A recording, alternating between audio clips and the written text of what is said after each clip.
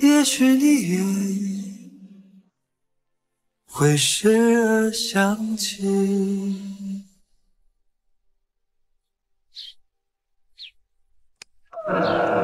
小姐，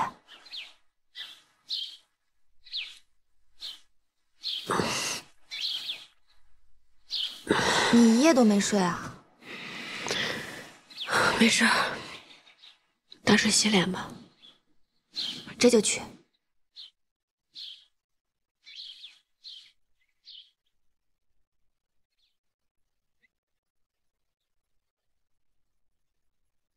信王到！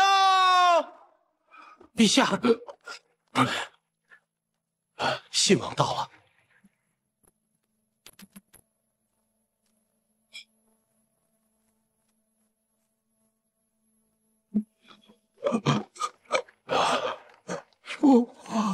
君儿，你怎么会变成这样啊？臣因为再也见不着你了，臣冤枉。臣冤枉，臣没有杀王室啊！不知为何那个李宁三番五次的想置我于死地。你马上就要当太子了呀！日后他定然不会放过我。我今天能够见到父皇，我就死而无憾了。你快命人帮我送回信王府！你切莫惹恼了秦王啊！李宁是我生的，我还能怕他不成吗？君儿，你放心，朕马上就下旨。解了你的幽禁之苦，李逆若是敢说三道四，我必传杖打他。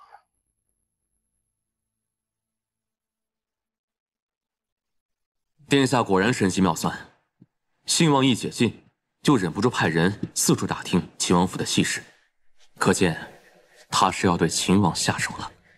如何？信王的亲信，上次已被秦王全部捉拿下狱，于死狱中。如今信王能信得过的，是从前张管事的儿子张二郎。我早就按照殿下的吩咐，去找人指点了张二郎。秦王的府中人事简单，唯有秦王的乳母孟氏。秦王待她十分亲厚，可她偏有几个不成器的儿子，贪财好利，有戏可乘。说不定可以在秦王的饮食上找出办法。不会查到我们头上吧？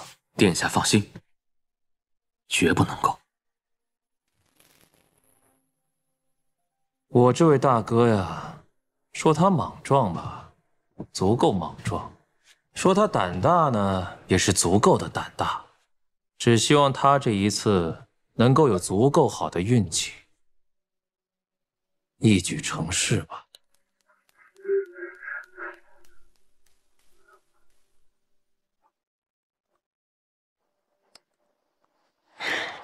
你也知道，我那个儿子郑五郎啊，十分的不成器，除了吃酒就知道赌钱。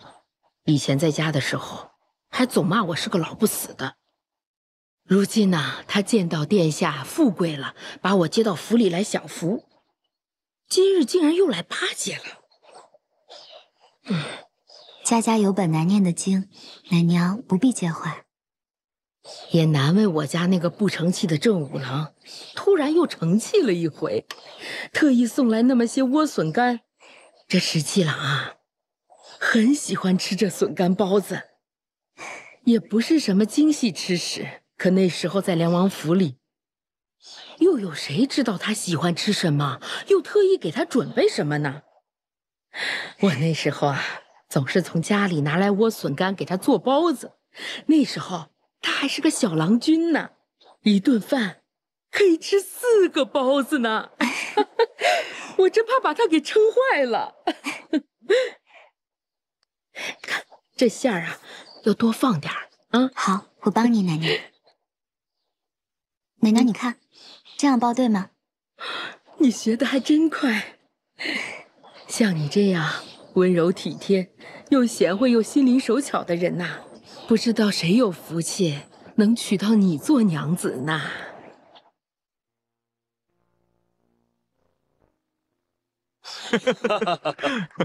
走，十七郎，十七郎，你猜谁回来了？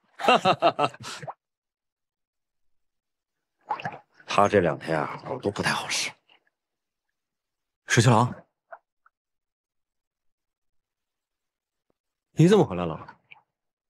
殿下脸色怎么回事啊？生病了？可能是无仗可打，精气神一下就松懈了。这天天半夜练剑，脸色能好才怪呢。半夜练剑？你怎么突然回来了？哦，这不是到了每年入京述职的日子吗？我入京之后就去面见了陛下，没想到陛下见了我之后，突然感叹说毕州太远了，就让我留在京中多休息几日，全当休沐了。走，我带你去凤英楼喝酒，替你洗洗尘。身子真没事儿？没事。那去了啊。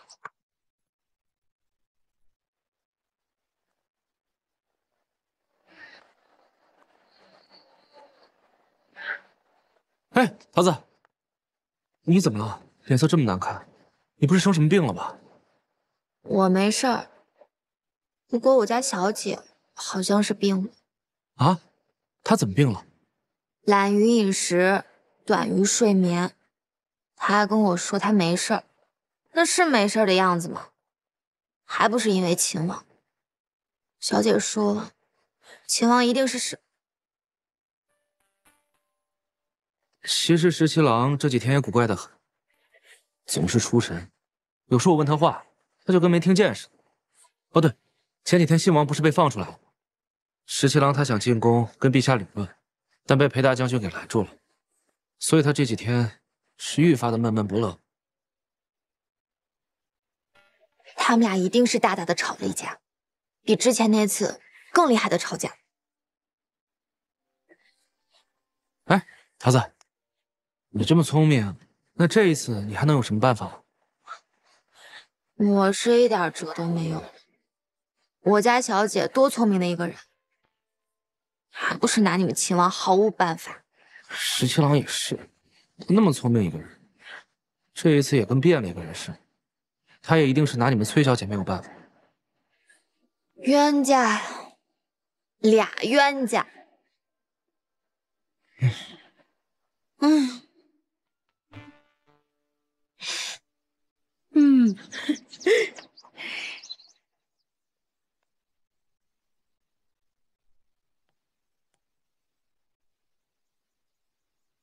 今天殿下怎么还没回来啊？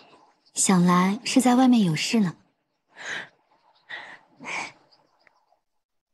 照理说，这第1笼包子怎么都应该请殿下先尝的，但我有好几年没做包子了，也不知道这个咸淡滋味如何。罢了，今天啊，我也不讲究这些尊卑了。老婆子僭越，先尝一个。顾小姐，待会儿殿下回来了，你再同他一起吃，这样滋味才好呢。奶娘，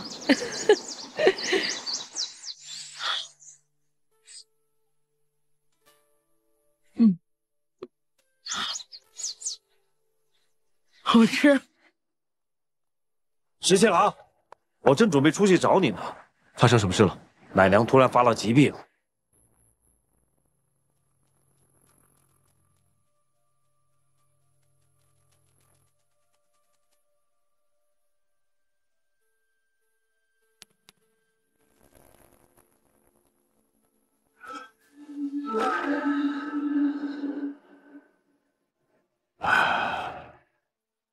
不成了，已经摸不到老人家的脉了。殿下，请节哀顺变。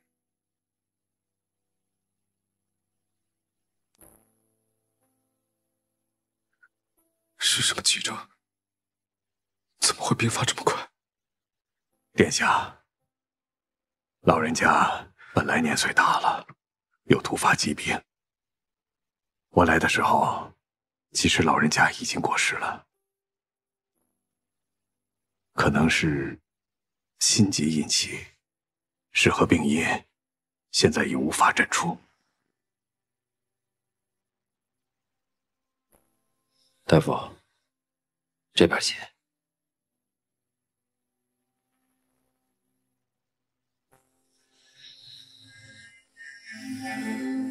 顾小姐，奶娘发病时你一直在身旁，她到底发生了什么事？有没有说哪里不舒服？下午的时候还好好的，有说有笑的，突然就说胸口痛，然后就晕了过去。我赶紧去找鲍大哥，请了大夫。一会儿大夫来了，殿下也回来了。有劳了。殿下太客气了，奶娘待我如同亲人一般，我心里也将奶娘当成了我的亲人。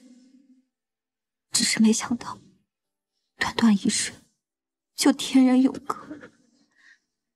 奶娘下午的时候还给殿下做了笋干包子，说那是殿下最爱吃的，要等殿下回来一起吃。怕滋味不好，奶娘还亲自尝了尝。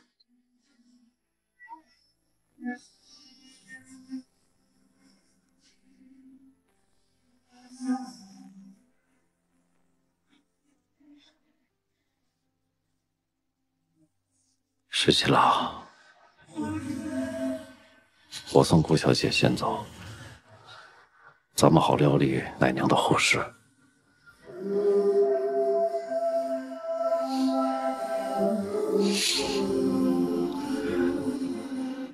顾小姐，这边请。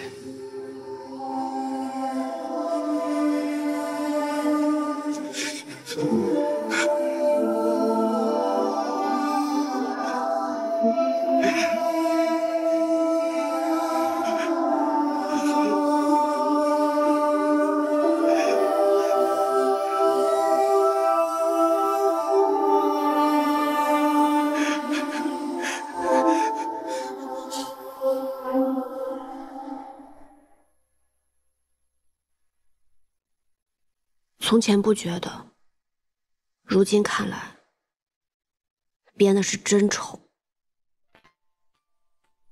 但怎么就是舍不得扔呢？小姐，小姐，怎么了？秦王的乳母突然得疾病去世了。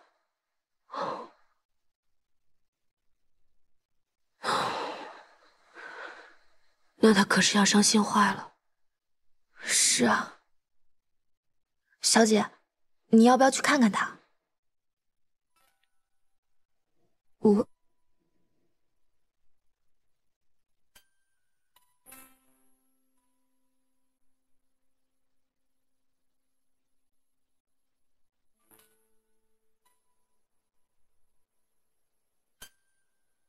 十七郎，我看了一口好棺木，已经替你做了主，切好了就送过来。奶娘的庄主，我也替你拿了主意，师傅也来算过，说要停灵7天，但不能停在家里，所以今晚连夜要送到城外的玉佛寺去。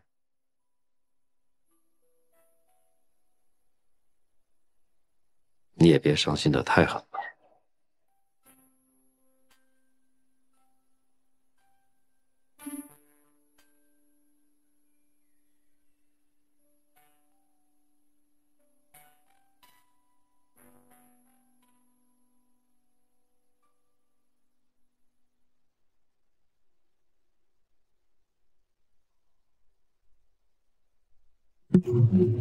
奶娘下午的时候还给殿下做了笋干包子，说那是殿下最爱吃的，怕滋味不好，奶娘还亲自尝了尝。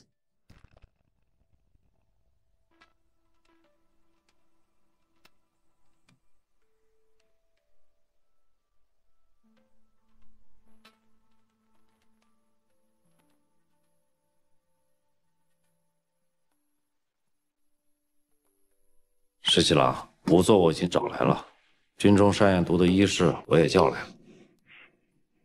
真的要开棺吗？开棺。是。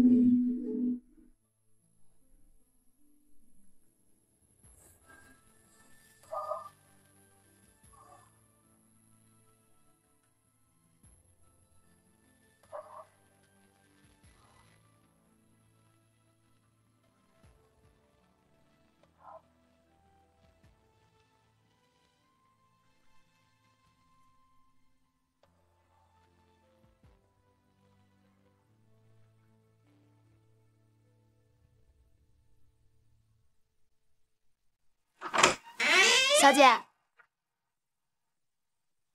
小姐，小姐，奇怪，人去哪儿了？小姐，这么早你去哪儿了？桃子，你去告诉谢长儿，如果秦王怒冲冲的要出门，或者有别的冲动之举，马上就来告诉你。这是出什么事儿了吗？没有，就是以防万一。好，我这就去。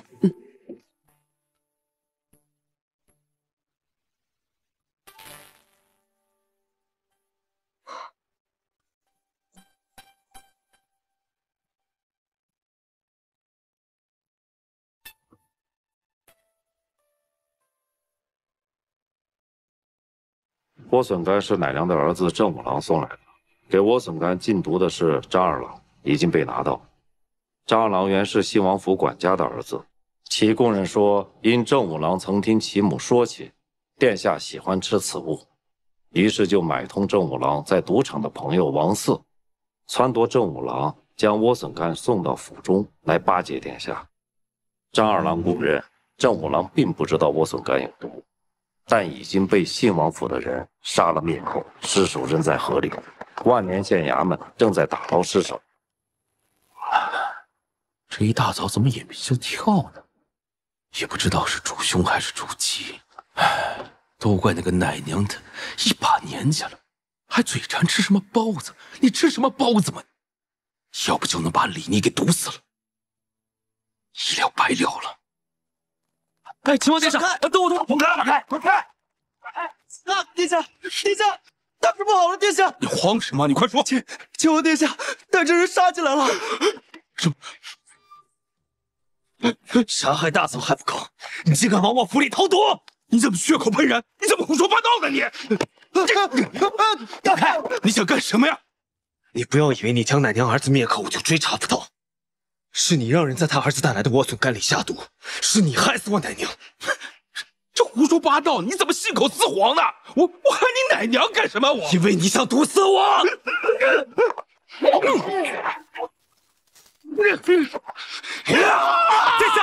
殿下，我们有真凭实据，我们不如去朝中，当着陛下还有百官的面讨个公道啊！殿下，公道？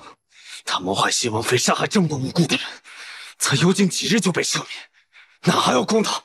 让开！殿下，殿下，请勿冲动行事啊！殿下，谢王要毒害您，咱们在陛下还有百官面前，必然要让他给咱个交代。但是如果你一剑杀了他，朝中法度何在呀？殿下，本来一切都是铁证如山的事情，如果你杀了他，就成了你之过呀。殿下，你如果杀了他，陛下会怎么处置你？更会恨我们，为何没有拦住殿下呀？石七郎，为了这细菌，你要冷静啊！石七郎。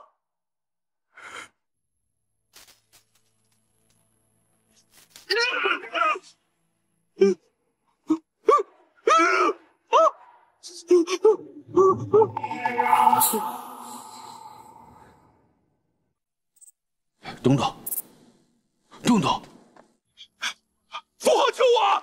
你让开！父皇快救我！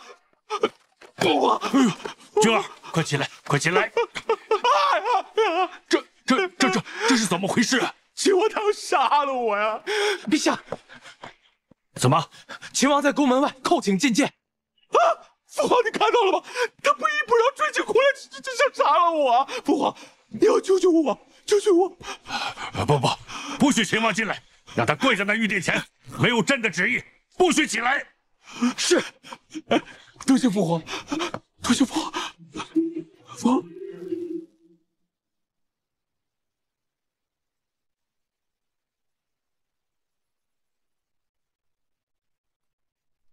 小姐，耳朵传信说小裴将军当真拦下了秦王，但如今秦王还是想闯进宫去，小裴将军正在苦苦劝阻呢。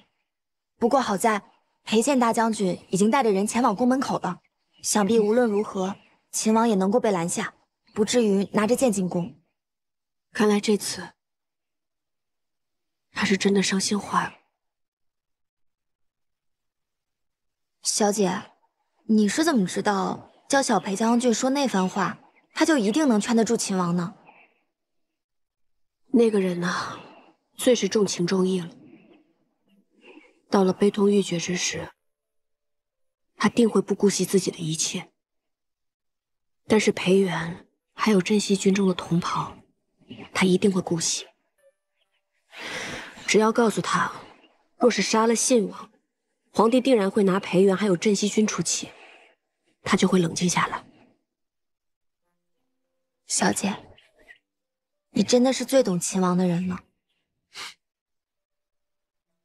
事到如今，就算懂得，又能怎么样？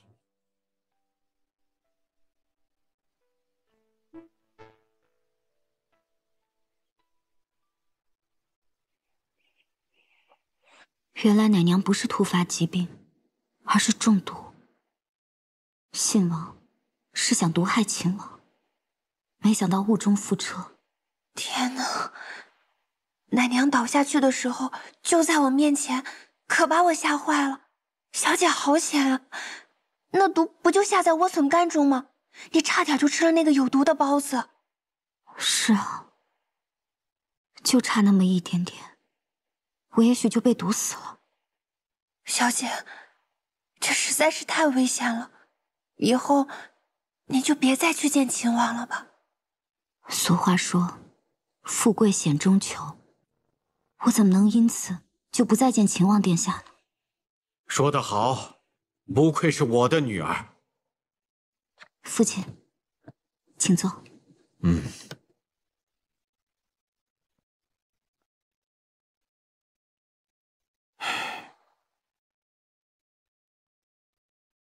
你都知道了。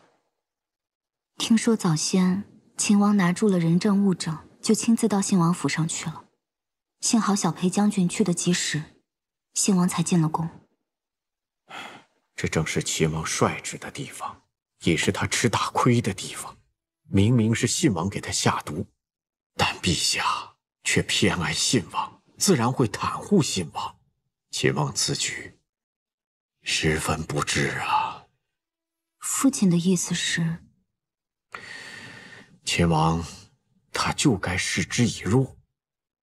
如果我早就知道的话，我一定会教他。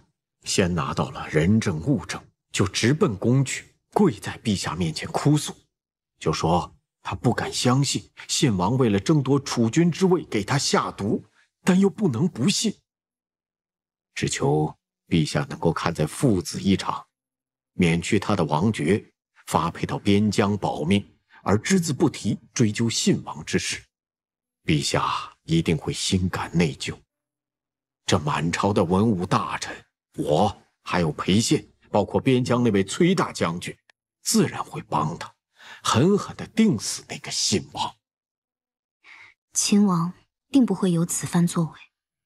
是啊，这好好的一盘棋，明明可以打一个泼天大捷，甚至可以将信王连根拔除，可是他却率性而为，弄成了现在这个僵局。眼下父亲打算怎么做？我们做臣子的，看见齐王被迫害，自然不能袖手旁观。齐王十分看重他的那位乳母，自然十分伤心。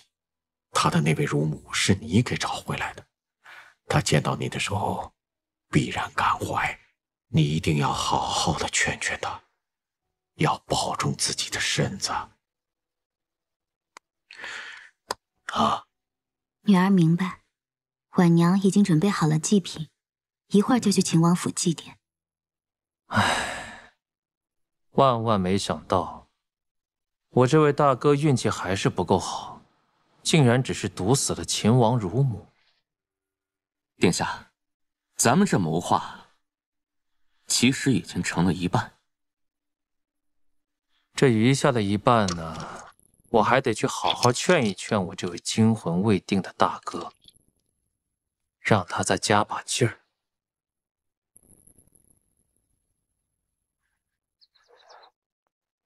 顾小姐，秦王殿下未在府中，殿下进宫去了，还未回来。无妨，我是来祭奠奶娘的。殿下，既然不进宫，咱们就回府吧。一天没吃东西了。方才信王府里那番话，谁教你的？我自己想的呗。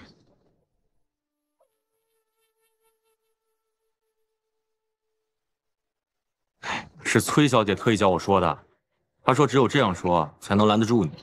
而且我也问她，为什么不自己和你说？她说你并不想见她，而且这话她说你也未必肯听，所以必须我来说。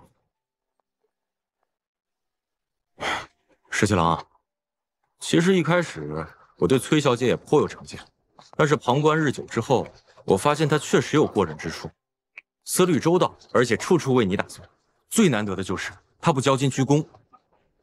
石七郎，你们俩两情相悦，其实挺般配的。什么？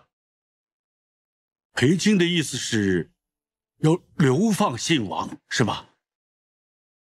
陛下，这也是臣的意思啊。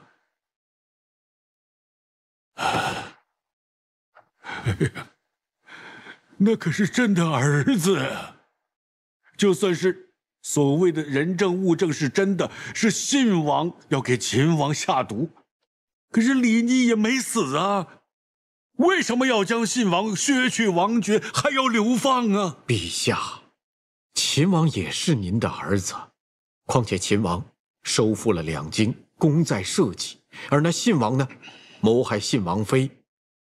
此事举朝皆知，却未受到严惩，刚刚被赦免放出，就要谋害手足。这种泯灭人伦、罪大恶极之人，难道陛下您还要执意罔顾国法，去偏袒维护他吗？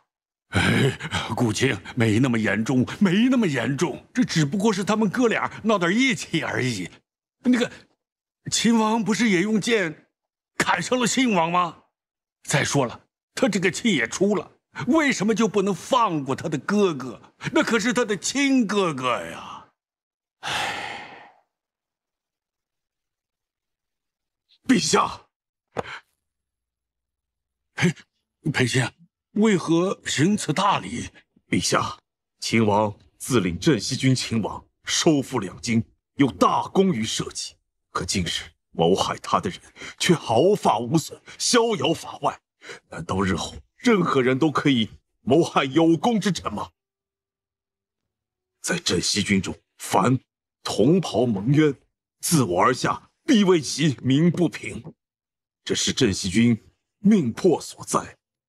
陛下徇私枉法，宜偏袒信王，那臣只好率领镇西军，奉秦王远离朝中，以保全秦王性命。陛下，倘若陛下不肯流放信王，以正国法，那臣也只好率领中书省诸臣辞去中书之职。顾青、裴青，何至于此？何至于此呢？这难道就不能放信王一条生路呢？陛下，那信王先是谋害发妻，又谋害手足，已经犯下了十不赦之大罪。如今削去王爵，流放他，已经是放他一条生路了。我的俊儿啊，你怎么受得了流放之苦啊？臣告退。两位，且等等，且等等。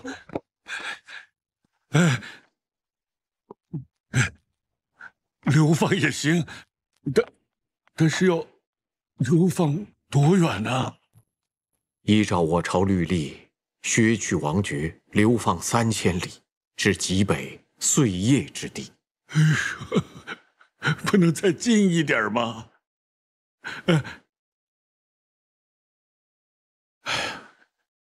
这过几天就是董皇后的忌日，能不能让信王随朕一块儿去祭拜他的母后？到时候我会让秦王也去，让信王当着他的面给他赔罪，这样总可以了吧？能不能流放1000里啊，到琼州，行吗？陛下，这董皇后并非是秦王的生母啊，秦王的生母乃是刘贤妃。之前追封生母之事已经委屈了秦王，如今再让他去祭祀，恐怕不妥呀。当初朕呢，就应该也追封刘氏为后，真不应该去赌那一时之气。这样吧，到时先祭祀董皇后，然后再祭祀刘贤妃。我把信王给叫来，在刘贤妃的灵位之前向秦王赔罪，这样总可以了吧？倘若这信王能够在刘贤妃的灵位之前赔罪，那么流放1000里去琼州，这也是陛下全权爱子之心了。只是这责罚可不能再减了。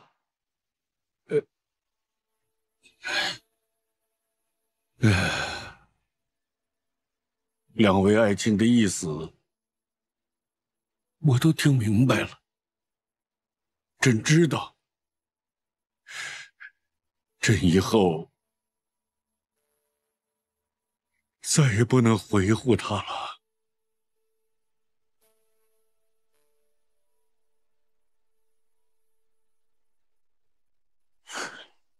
小姐，大将军那边传信说，接受那边派了一队人马跟着柳成风进了中原腹地。后来大将军继续追查，发现这队人马进了冀州附近以后就失踪了，想必是藏匿起来了。副帅行到何处了？离荆州不远。带上一队人马，咱们北上迎一迎副帅，以免这些奸硕人会暗中使坏。好。父皇，儿臣是被冤枉的，儿臣居然还要被流放，这是要儿臣的命啊！父皇，俊儿，朕与故相商议了很久，他才同意，从流放3000里改成流放1000里。琼州那地方也还好，就是要防着点瘴气啊。就不能不流放吗？儿臣舍不得你，怕是儿臣一去，就再也不能活着回来见您了。君儿，父皇，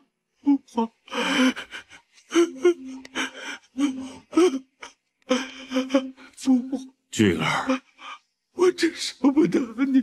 朕没有办法，朕要顾及朝中群臣。舍不得，而且舍不得你，而且舍不得你，而且舍不得你。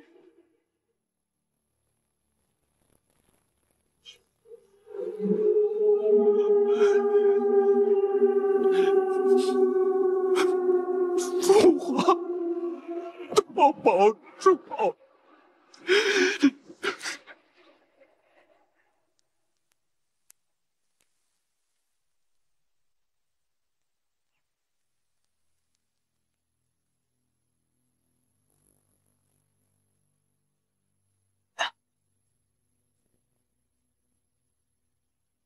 找的什么破地儿啊！马车也进不来，骑马也不行啊！殿下都在策划谋朝篡位之事了，又怎么能不在此机密之地相商？柳成风，胡说什么呢？暗中收买禁军，企图谋朝篡位的是我大哥，我并无弑父之意。只要我两位兄弟一死，皇位自然是我的。是啊，殿下只是想螳螂捕蝉，黄雀在后。不过你放心，我等一定会令殿下心想事成。毕竟我和殿下都不想让李再活着。帮我转告部落首领，只要你们能够帮我成功登上太子之位，那么盲河以北的燕州和涿州，我全都会依约割给结束，绝不食言。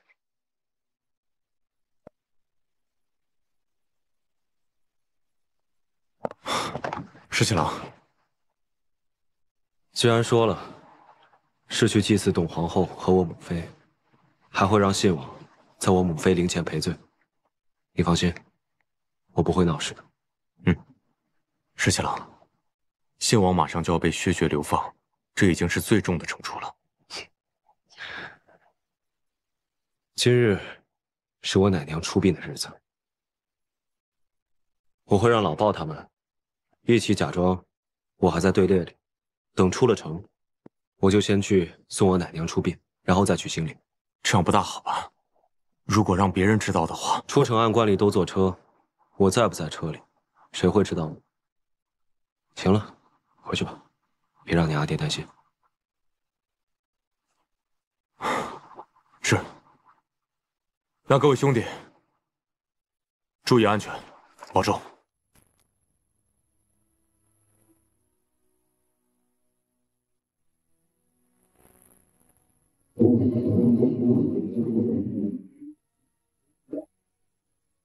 一会儿在刘贤妃的灵前，就妥妥当当的给秦王赔个礼，别再闹出什么意见来了啊！父皇，我知道了。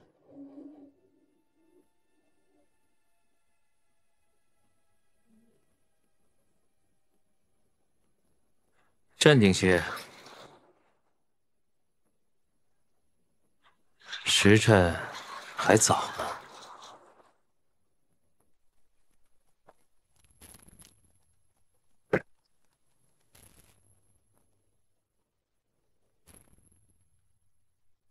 撤！撤！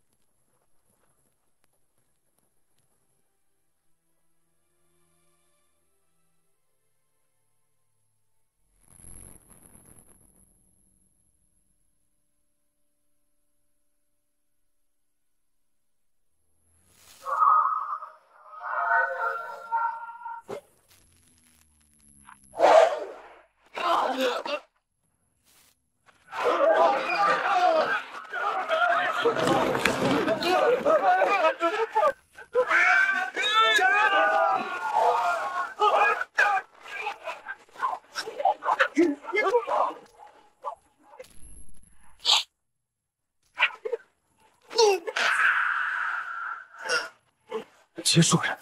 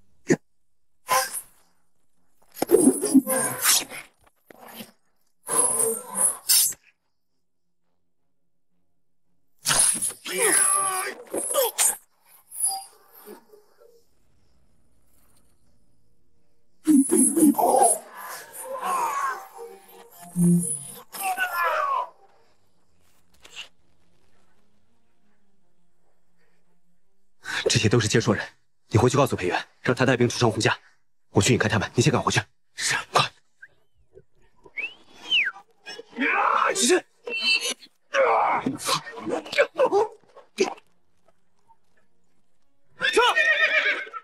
撤！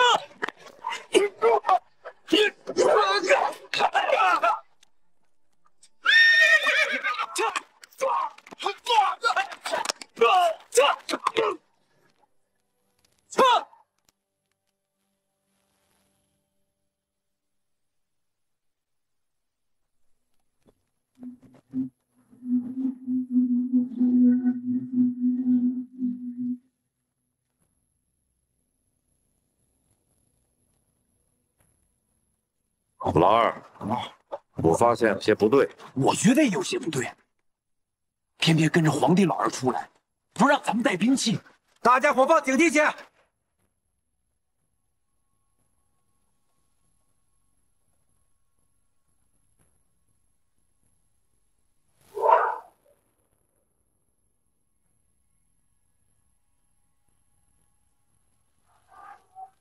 有此。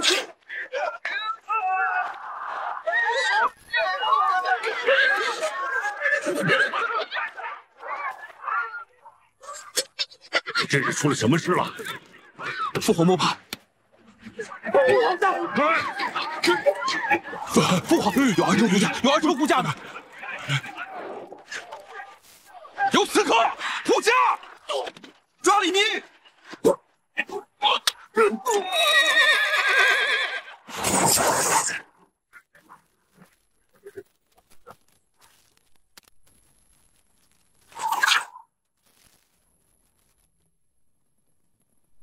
没想到接收人竟然派出部落身边最精干的神剑队。不是咱们亲人，能否赶到西城境？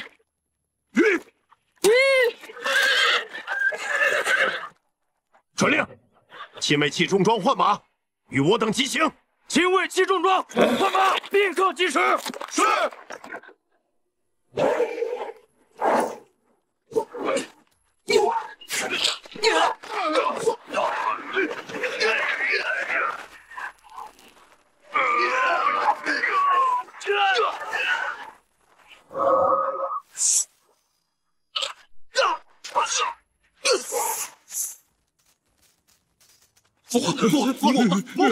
护驾呀！护驾！护驾！皇帝，护驾！车是空的，秦王不在。俊儿，这刺客怎么叫你殿下呀？啊！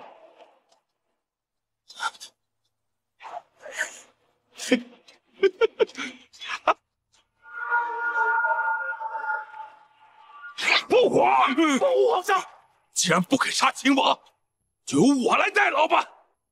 谁让我生在这帝王家的？这些刺客都是你找来的。我是你的亲生儿子，你竟然要流放我呀！你禅位于我，你退位去西内待着，好好的去做太上皇可好啊？俊儿，你这是要造反吗？秦王弑君谋反，护驾！好你个你的！我竟然没有看出你是如此吃里扒外的货色，给我杀了秦王，赏黄金万两，封万户侯。俊儿，你这是要造反的！你竟然要杀自己的亲弟弟！陛下，先躲躲吧。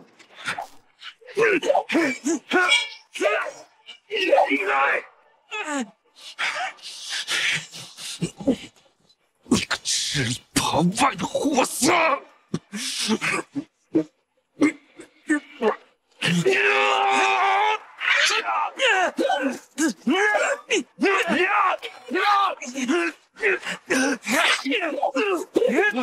不要挣扎了，大哥，你去死吧！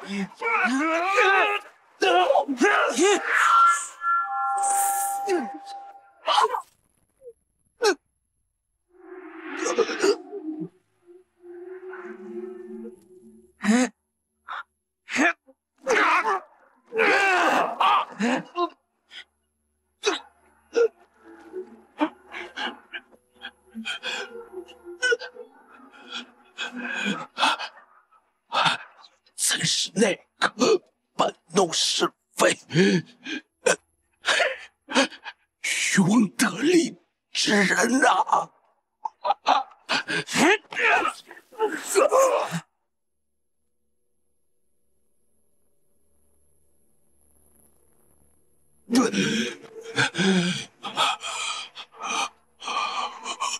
我这么多年来如此相信你，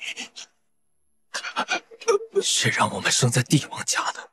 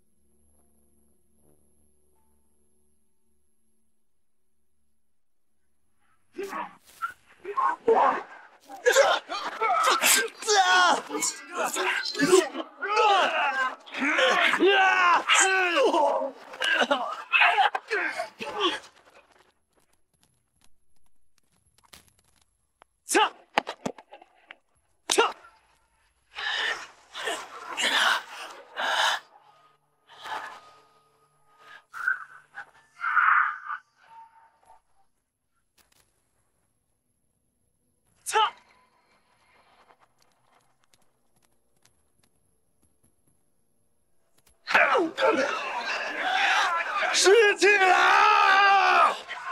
撤！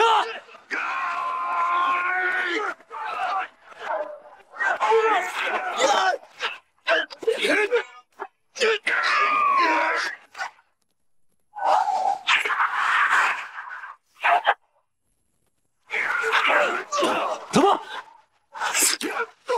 怎么样？我没事，谢谢了。石七郎，怎么样？我没事。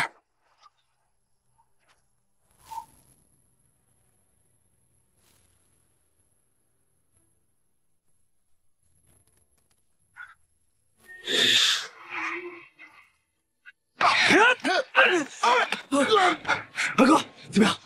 父皇呢？啊？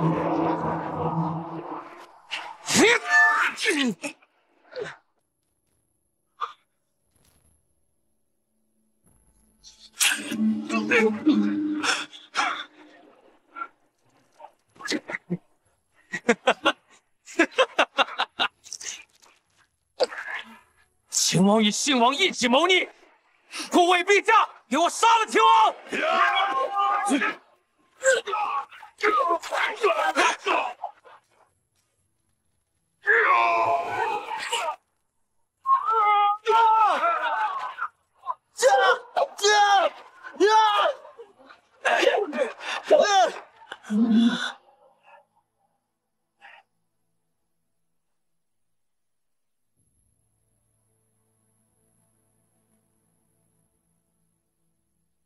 都没事吧？没事。兔崽子们，来呀！来呀！兔崽子，来呀！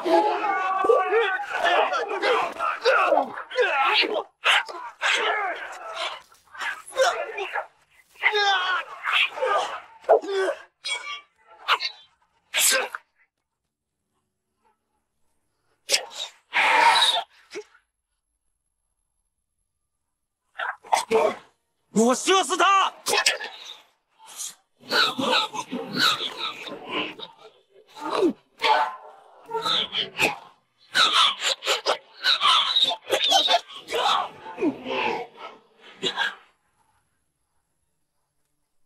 有弓箭手，你们快撤！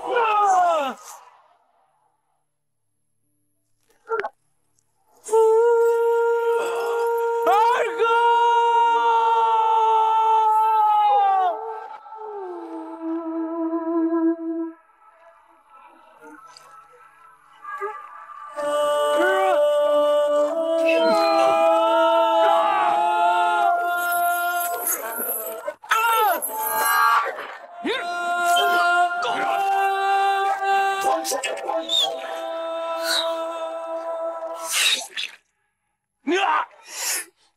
哥！二哥，走！快走！走！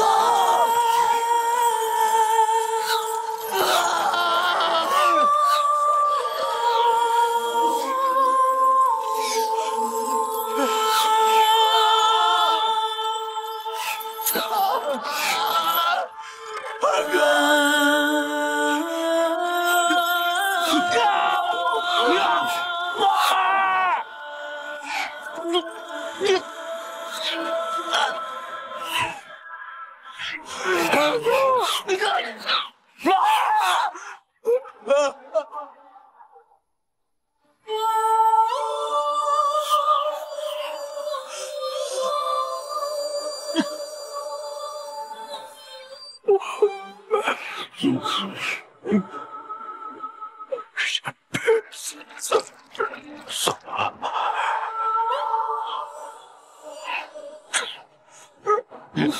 小姐，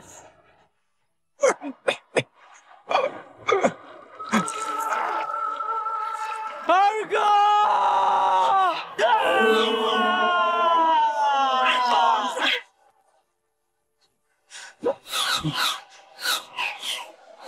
赵二哥！二哥！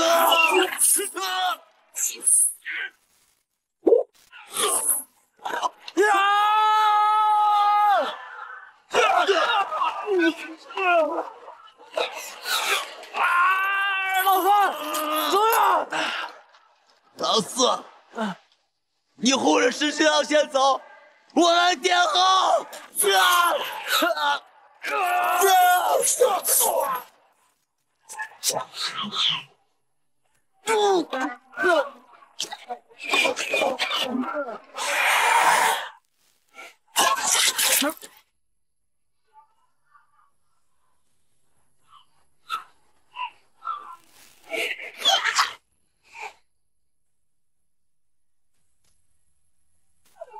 老三！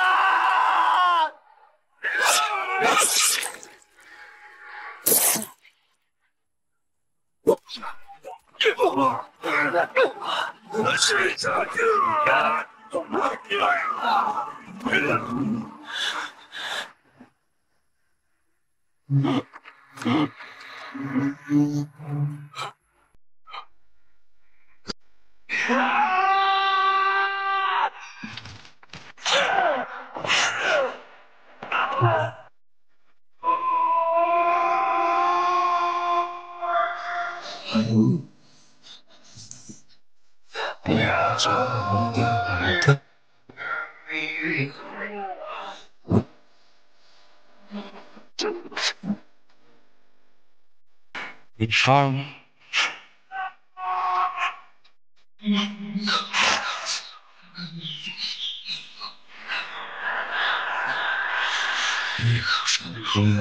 他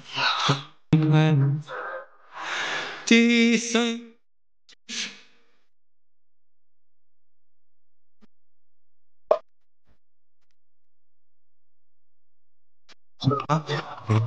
姑娘她金钗，姑娘她将金钗戴。第四弯就是那明月来，明月暗里隐约，明月好似姑娘的脸。我路过姑娘家门前。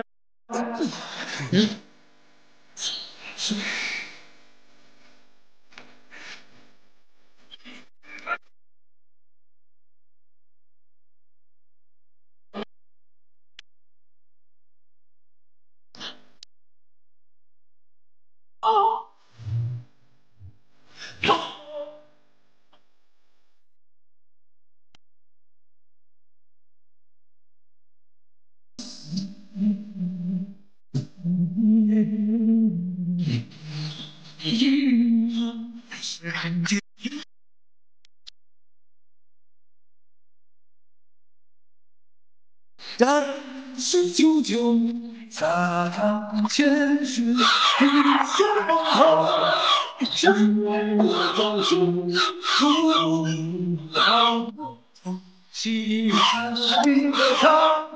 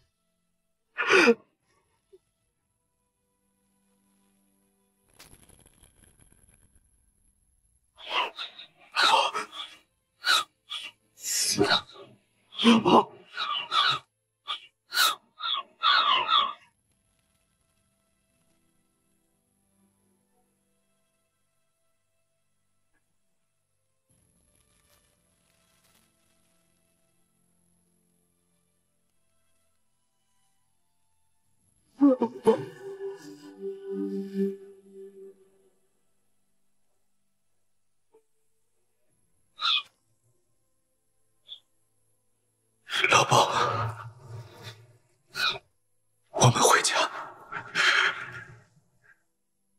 等我。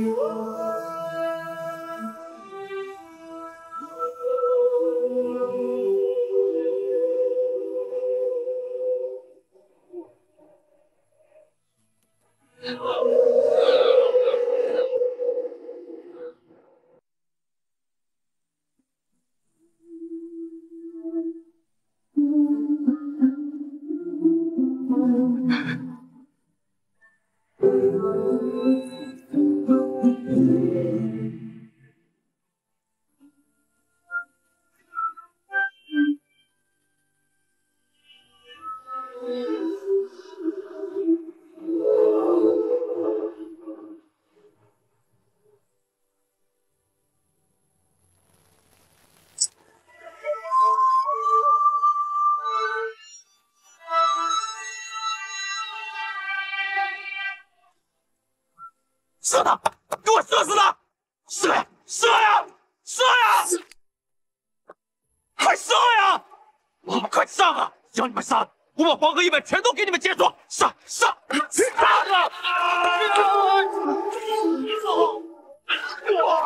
杀了他！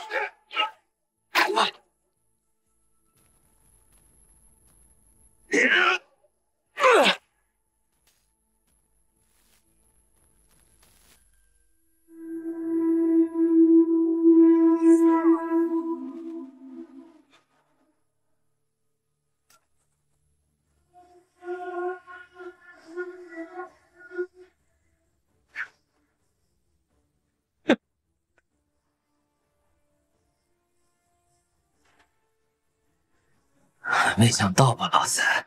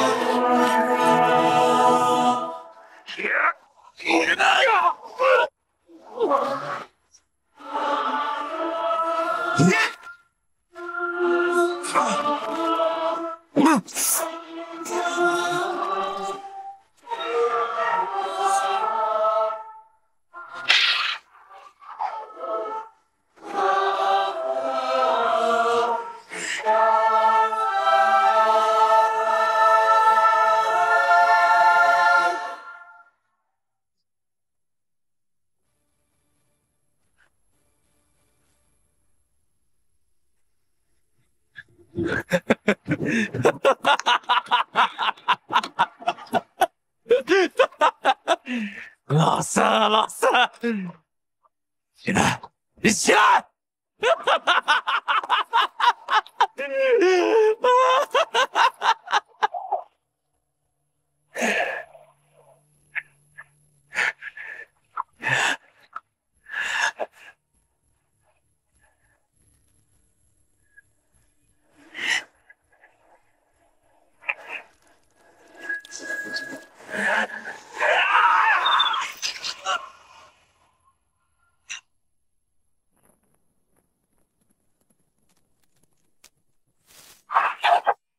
上！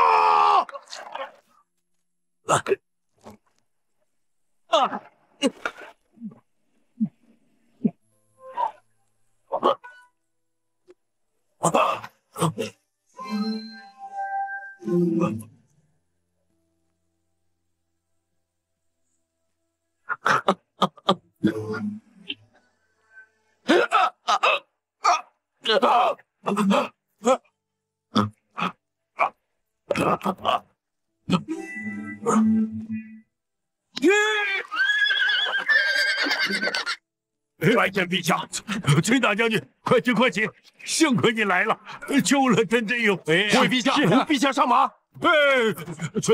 崔大将军，你不能走。十七郎，十七郎，我来了，星星，我来了，你看看我，十七郎。十七郎，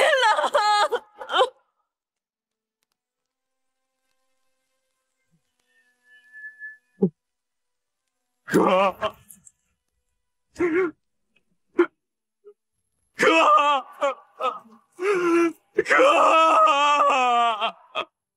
哥，你说话，哥。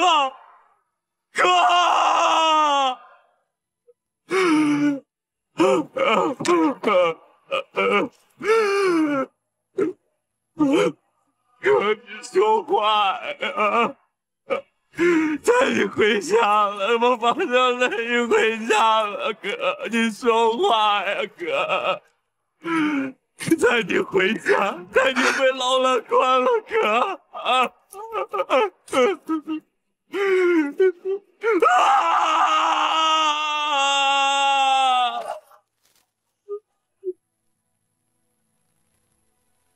十七郎，十七郎，你醒醒！十七郎，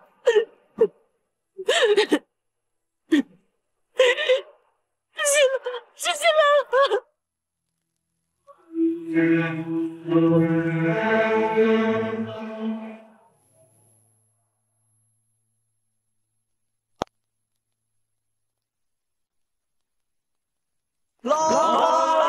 水十八弯，第一弯是那一艘滩，一艘滩里鱼儿飞呀，比不上姑娘的眸儿美。老兰河水十八弯，第二弯就是那。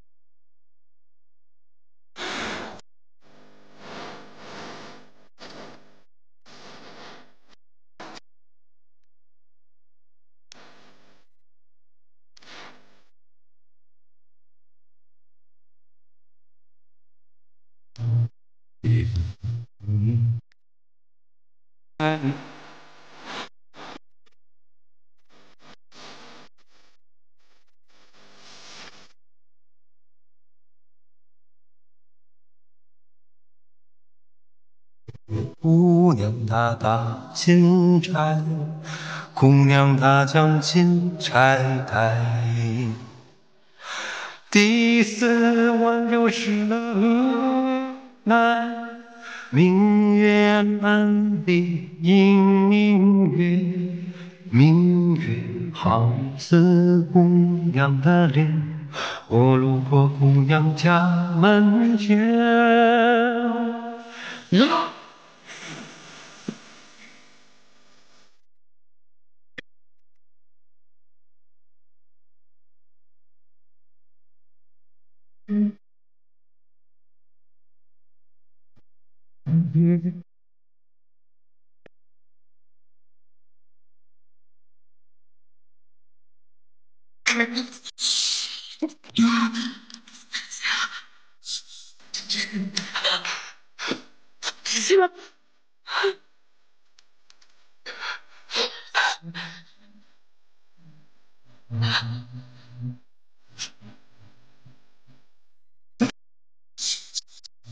沙滩前。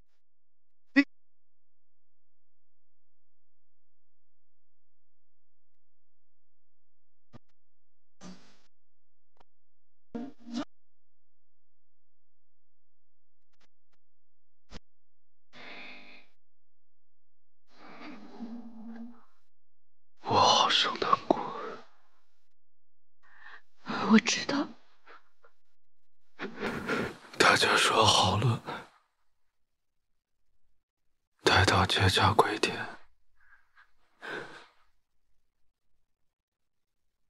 就回三里冢赵家村。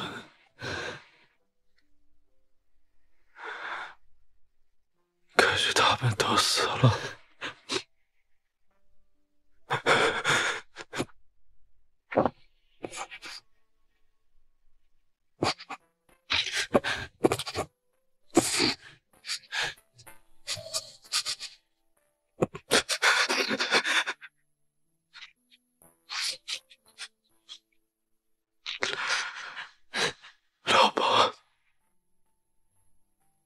老婆，跟我打了这么多年仗，大的、小的，险象环生，他都没事。他总说我们这些老兵游子，上天不收。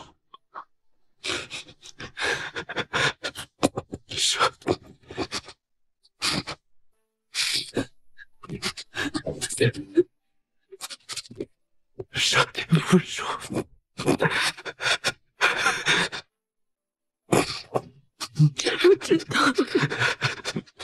我知道，我知道，十七郎。我13岁入了军中后，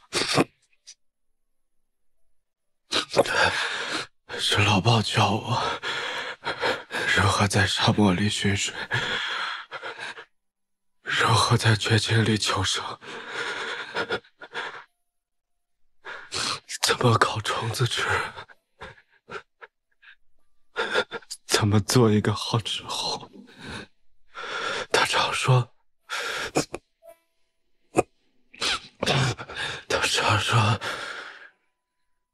我是百年一遇的人才。他还常常说，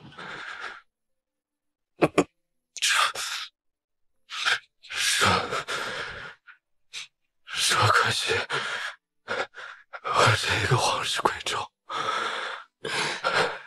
学了这一身本事，也无用武之处。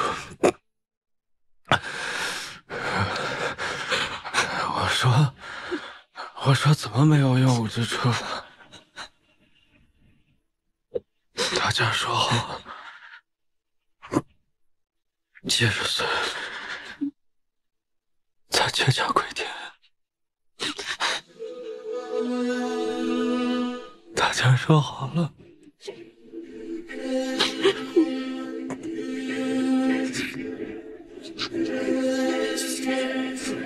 大家说好了。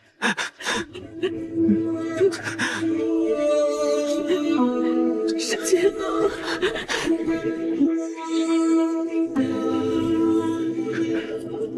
我好生难过。他们。他们怎么没了？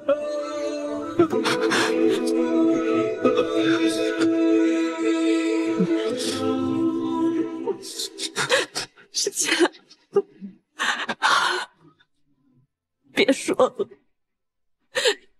你想说的话我都懂，但你这次伤的实在是太重了。还好我赶得及能够见到你。17郎，你流了好多血，我拼命的抱住你，想止住你身上的血。不管阿爹如何来劝我，我都不肯放手，因为我怕只要我放手，你就真的死了。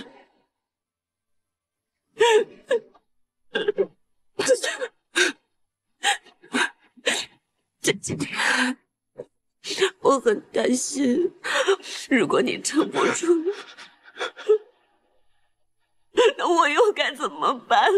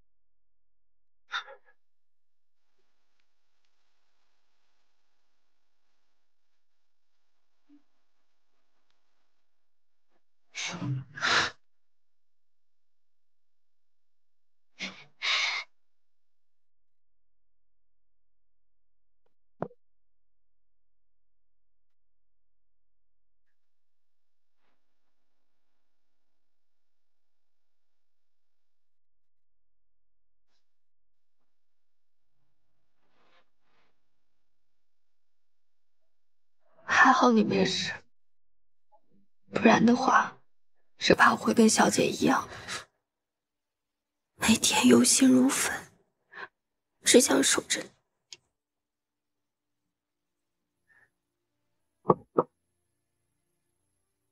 但是老鸨他们死了，我好后悔啊！如果我当时还能再跑快一点，再快一点，他们就不会死，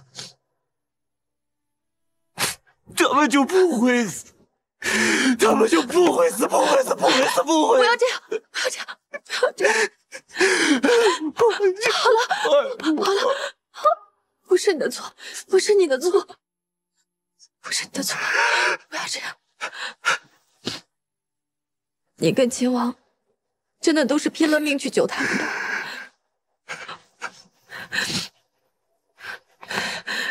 真的不是你的错，真的。不是你的错，不是你的错。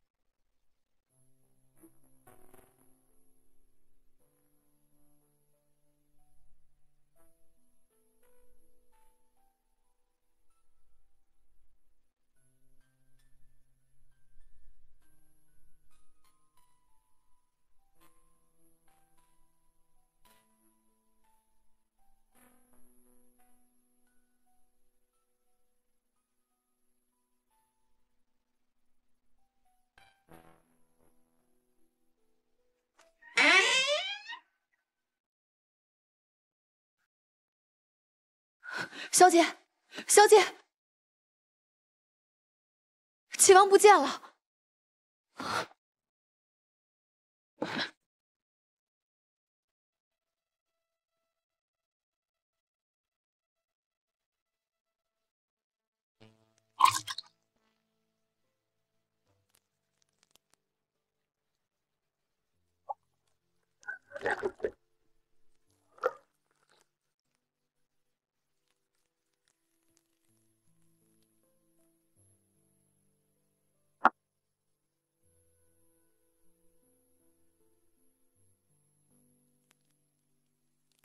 王大哥，咱们兄弟啊，别的本事没有，闹他个天翻地覆这种事儿，再拿手不过。哈哈哈哈哈哈哈！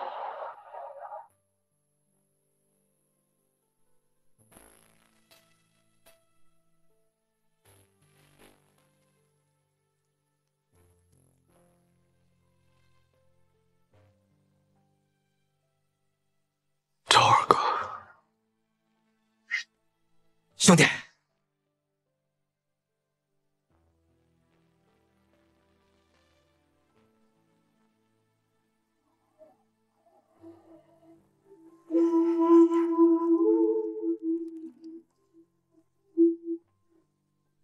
三弟，四弟，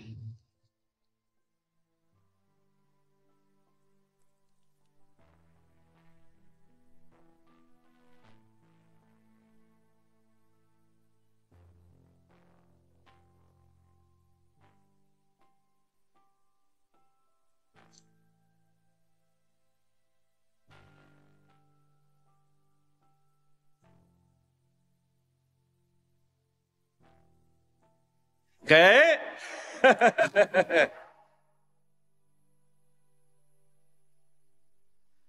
沈新郎，我们都商量好了，等以后老了不打仗了，我们呀都从劳兰关回三里松。你要是闲了，就来看我们吧。来看我们，来看我们。好，一言为定。一言为定。干杯！当天空不再蔚蓝，当夜幕不再黑暗，当夕阳淡红戎装，当欢声慢慢消散，当故事不再流转了，当年轮一点一点变淡，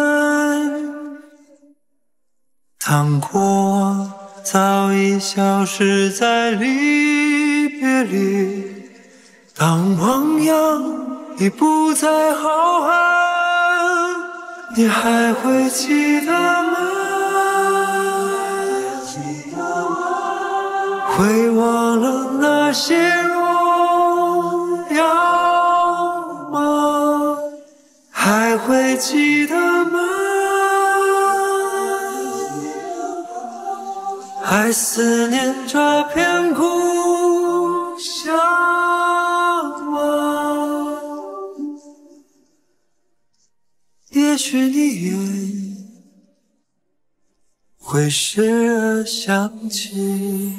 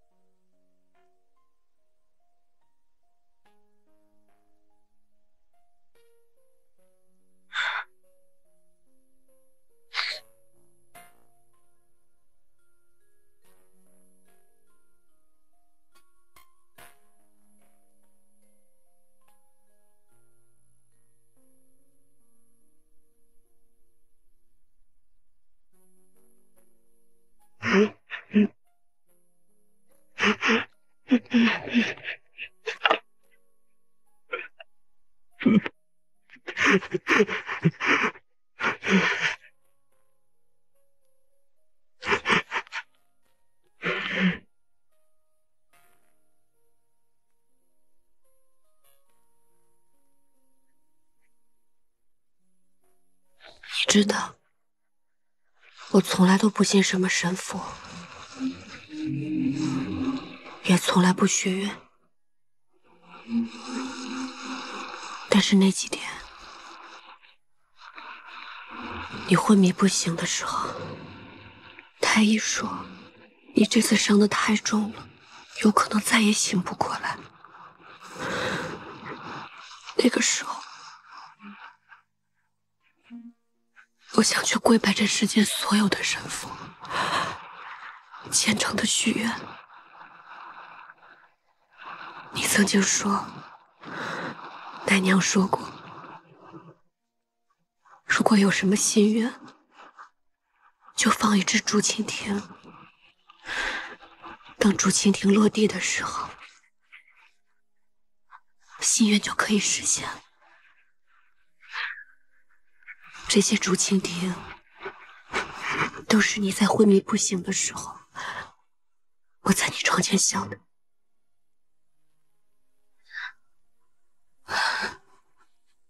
石七郎，你曾经跟我说过，为了我，再傻的事情你都愿意做。我也是这样，为了你，什么傻事，我也都是愿意的。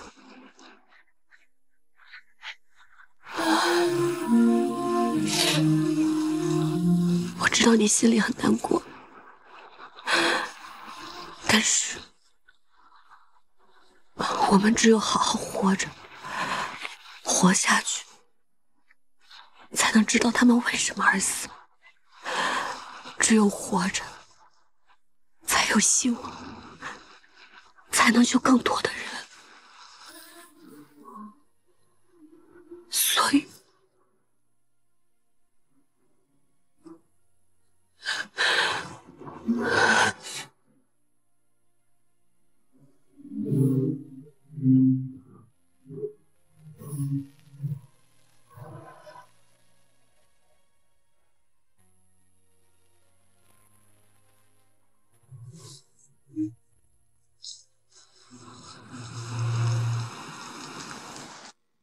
哎呀，哎呀，哎呀，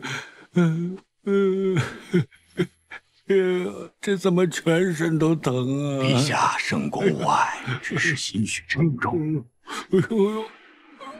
微臣告退。哎呦，哎呀，哎呀，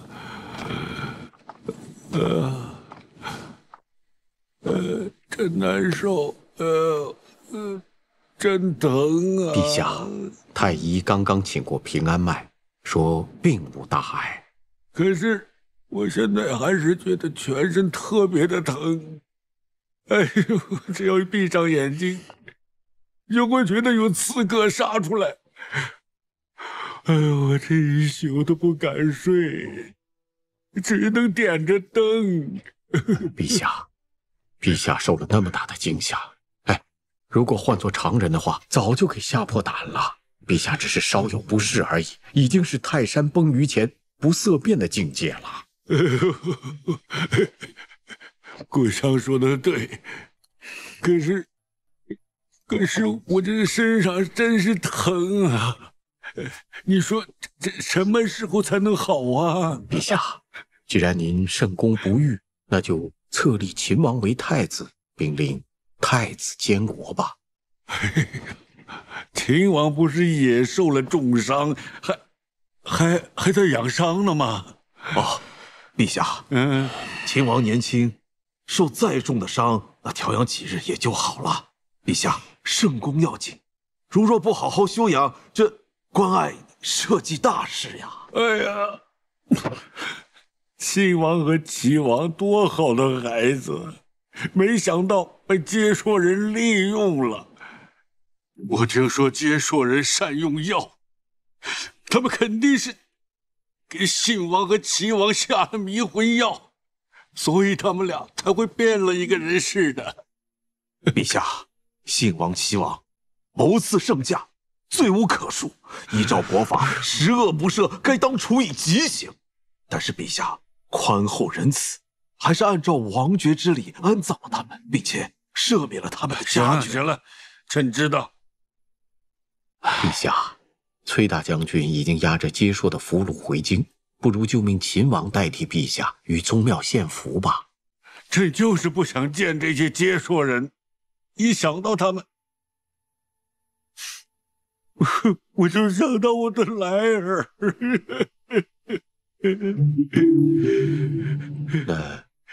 臣就替陛下下旨给礼部，准备册立太子大典吧。陛下，还有一事得请您定夺。白水关大捷之后，崔家军陆续撤回了瀛州，这其中的军费花了几万万钱。您看我们兵部实在是……哎呦，朕头疼得很。这些乱七八糟的事，都去问太子吧。但是陛下，还有一事必须由您定夺。这崔家军有救驾之功，你看如何颁赏啊？还怎么颁赏啊？这个崔氏女马上就要封为太子妃，而这崔乙已经做到了双份的大将军了。你说还怎么升他的官，怎么赏他呢？陛下，臣正要谏言，秦王可为太子，但崔氏女万万不可为太子妃。哎，崔乙不是要从众多皇子里选一个嫁女吗？陛下，此一时彼一时也。彼时孙敬刚死，江山社稷未稳，陛下也尚未立储。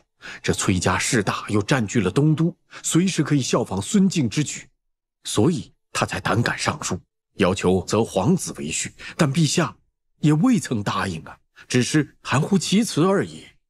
哎，顾相说的对，朕从来没有答应过他。他以为他上了奏书，这就必须依他。但是陛下，这恐怕有些不妥吧？哎，陛下明鉴万里，所以当日才含糊其辞，有何不妥？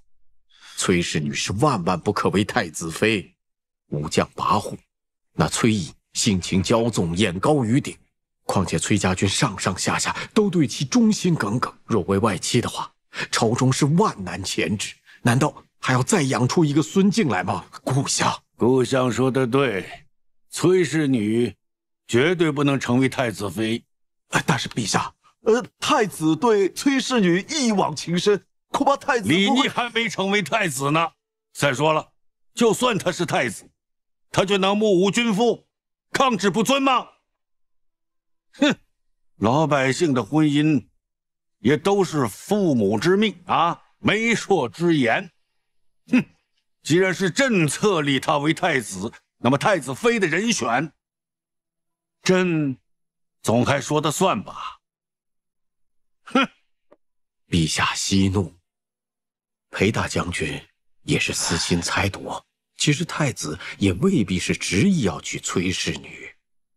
陛下说得对，太子呢就应该有君父之忧，为天下计，顾全大局。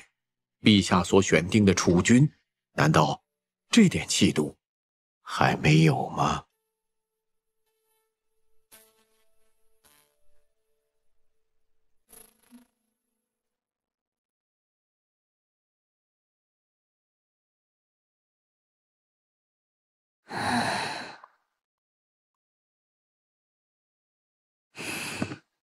小姐，今日又没见着秦王。昨天去的时候，小裴将军还说秦王殿下已经醒了，客客气气的收了我替您送的东西。我心想，今日怎么也能见秦王一面，没想到连小裴将军都没见着，随便打发了个奴仆来搪塞我，东西也不肯收，说是府中无人做主。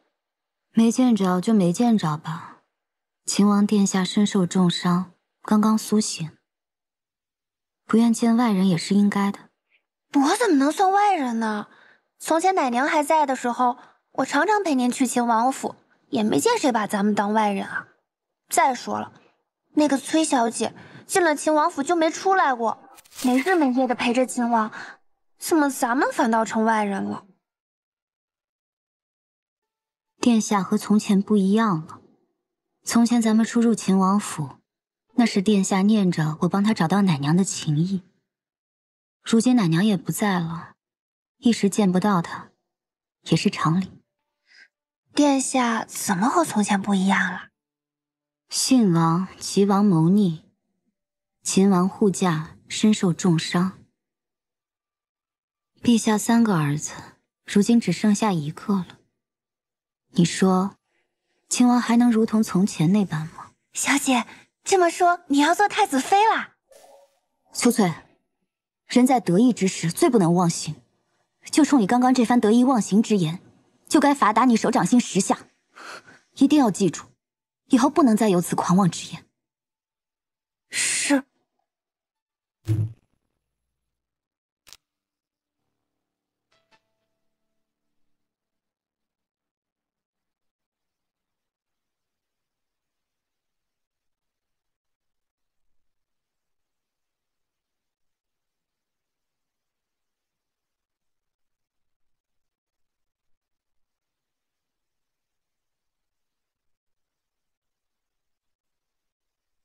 十七郎，天气凉了，我给你做件衣服吧。这府里还有这么多衣服呢。你以前总说我都没有给你做过什么，所以我想亲手给你做一件。来，给你量一下。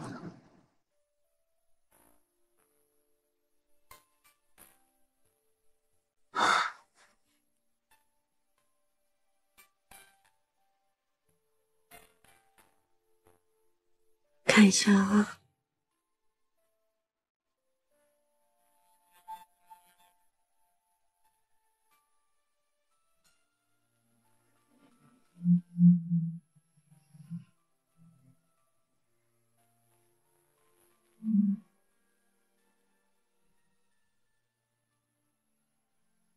你最近都瘦了呢。你以前没替我量过身，怎么知道我瘦了？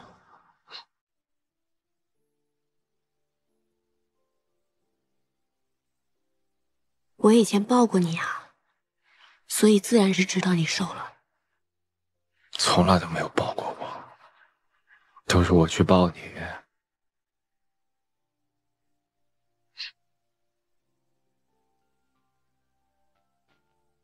这不是抱你了吗？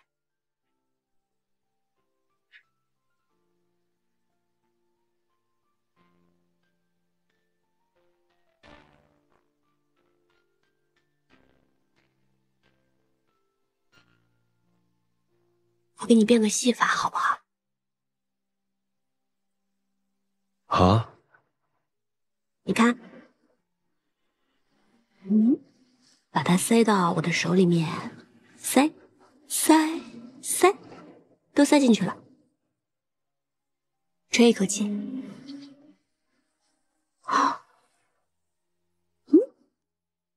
看，你再吹一口气，看，没了。你看一下自己左边的袖子，有什么东西？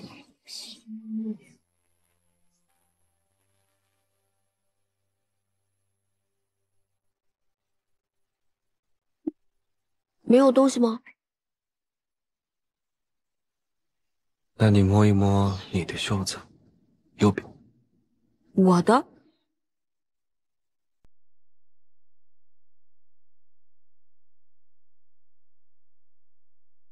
年底的恋人，却从未的身份，无尽的安然，想逃离这纷争。默契的信任，隔绝了怨与恨，只属于你我这满天的缤纷。你傻呀！我可曾是之后？你想接着给我量身，潇洒咱藏到我的袖子里。你这戏法变，这么大个物件，我能察觉不到？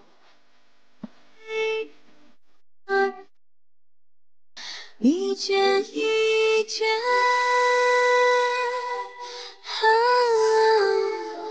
你是唯一的誓言，心照不宣。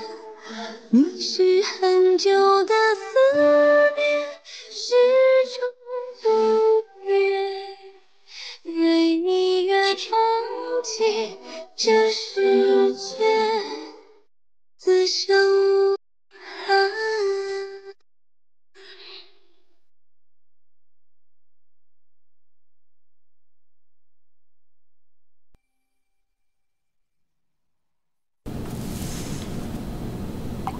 以前都是老鲍烤羊，黄大哥、张二哥咱们喝酒，没想到现在，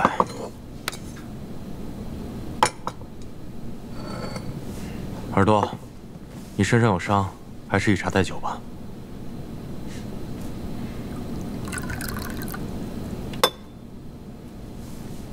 来，让我们敬老鲍他们。敬老鲍。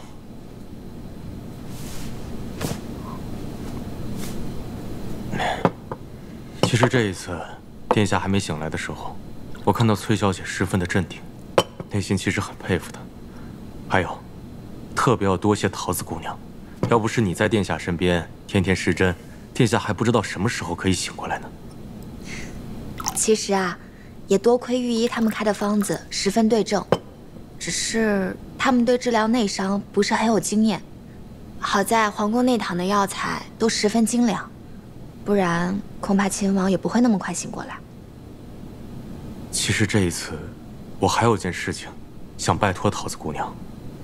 小裴将军但说无妨。我想请桃子姑娘去劝一劝崔小姐，让她能劝一劝秦王殿下。现在朝中的诸臣，皆以为秦王殿下必为太子，但是秦王殿下自己却不以为然。 信王、齐王皆在谋逆中身死，朝局震动，群臣内心不安。但我是知道他的，他是想回劳兰关了。但是如果他现在不当这个太子的话，只怕乱局又起，天下难以太平。小裴将军的用心良苦，我都明白。 只是我们家小姐特别有主意，方才那些话我也不好同她讲。其实最重要的是，这些毕竟还是秦王和我们家小姐自己的事儿。你说呢，耳朵？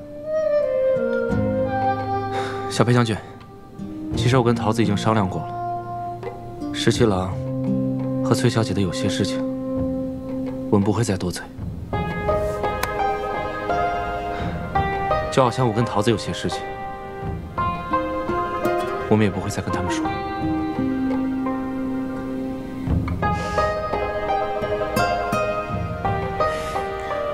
是我迂腐了，喝酒。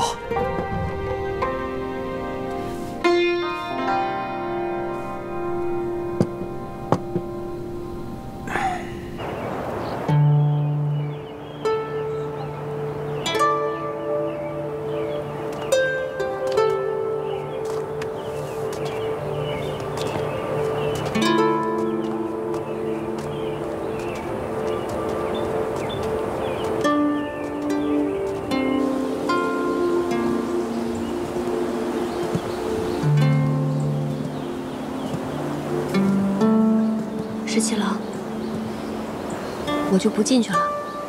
这青云观我没来过，想四处随喜参拜一番。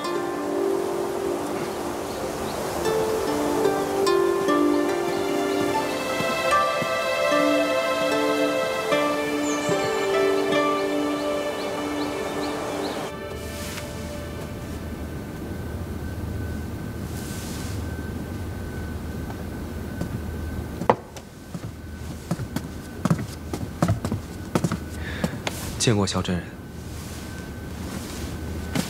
殿下请坐。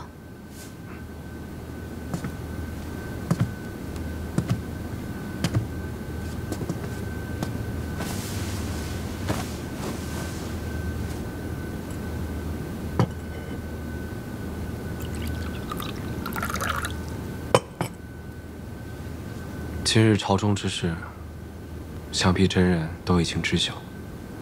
亲王与齐王，真没想到如此丧心病狂。幸亏陛下与殿下都能安然无恙。之前曾经答应过真人，要劝父皇立玄泽为储君。此一时，彼一时。我信任殿下，才将太孙托付给殿下。殿下是一诺千金之人，所以今日才特意入关来见我。其实殿下内心早已深知，如今的情势，殿下恐怕不得不为储君。如今朝中不安，太孙乃一介质子，他如今没有这个能力，因此大变之举。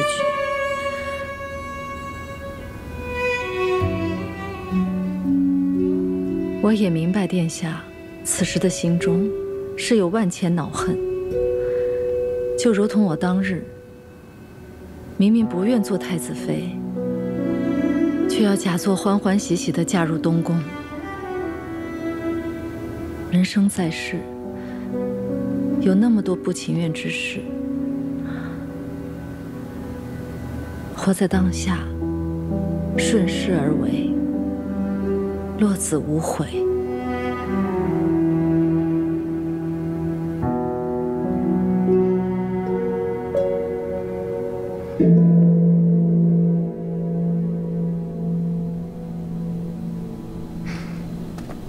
你不是不信这些吗？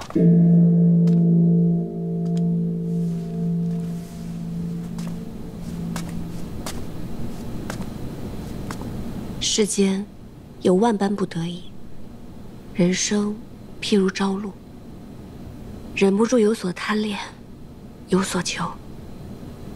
这漫天神佛，或许会垂怜一二。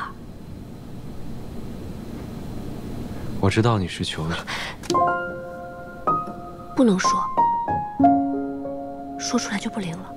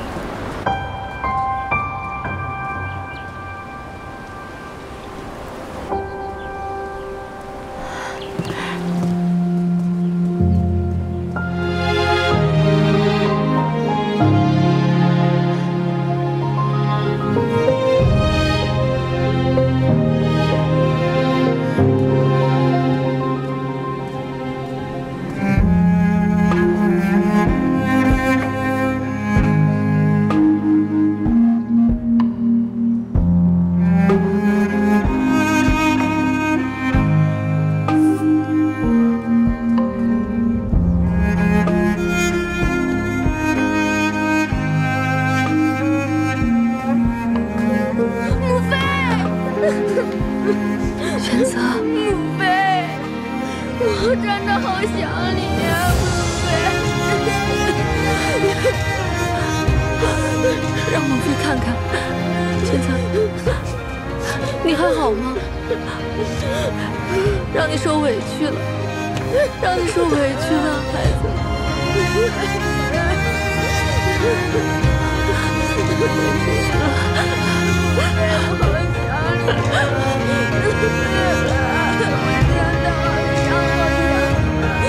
我再也不想离开你了，母妃也不会离开你了，母妃也再也不会离开你了。母妃，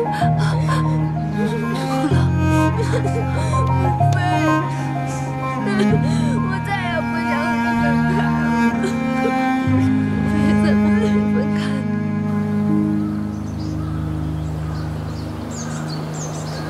原来青云观的神树长这个样子啊！秦王殿下，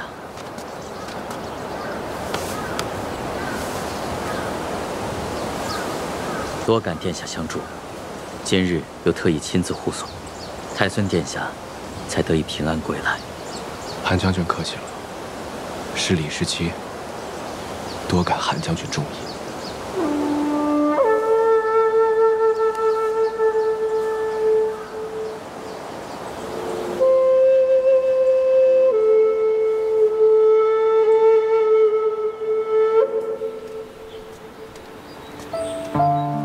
这位韩将军，还真的是可以写入青史的人物呢。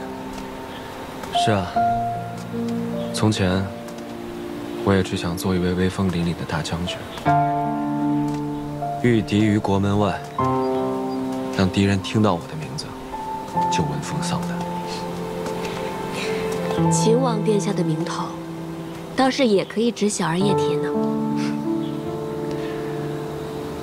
其实我心里知道，劳兰关是回不去了。我亲眼看着兄长们背叛父亲，其实他们都是死在对权力的渴求和无法控制的野心之下。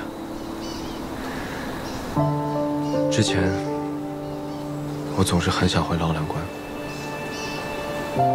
现在我明白了，我想回的并不是劳兰关，而是想要回到过去那种简单的、没有心机的、开心的日子。我太清楚，一旦成为储君，恐怕就要做很多身不由己的事。一个闲散之人和一国储君要担当的责任完全不同。从前我不知道，亦或是我知道，只是不愿意承认罢了。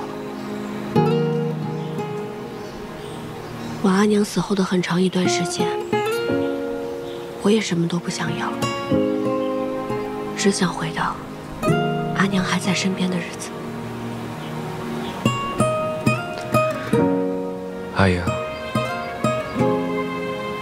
我心里其实都明白，你我所思所求，其实都是殊途同归。我们都想天下太平，百姓们不再流离失所，文官清廉，武官不惧死，所有人都能过上好日子。选择年幼，是无法担此重任。若他当储君，到亲政，还有漫长的10余年。这10余年里，父皇是没有办法担当天下的。既然无人担当，那么就由我自己来担当。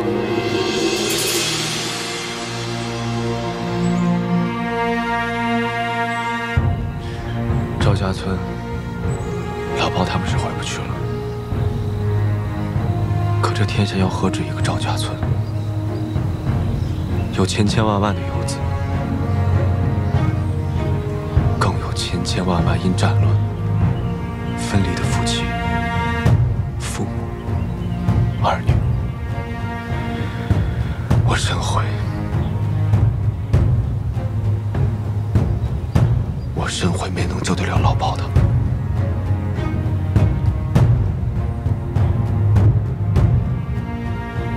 但我现在有个机会，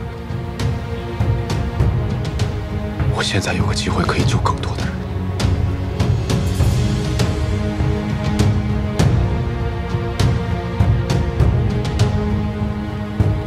我要救更多的人。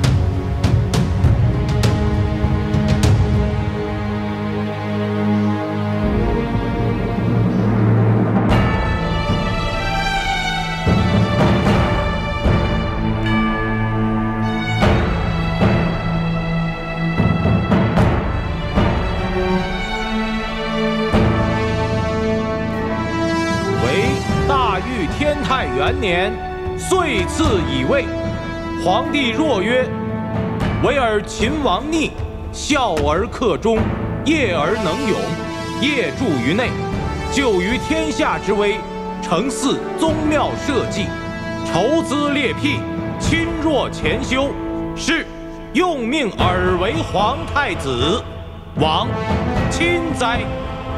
而其敬贤以德，宽仁于内，无怠无荒，故保我宗基，可不甚与？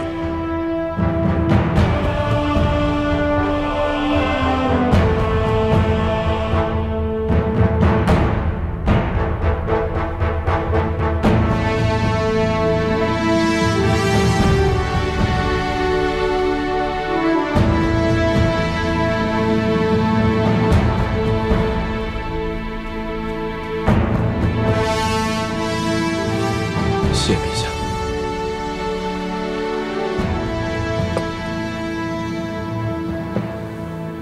陛下，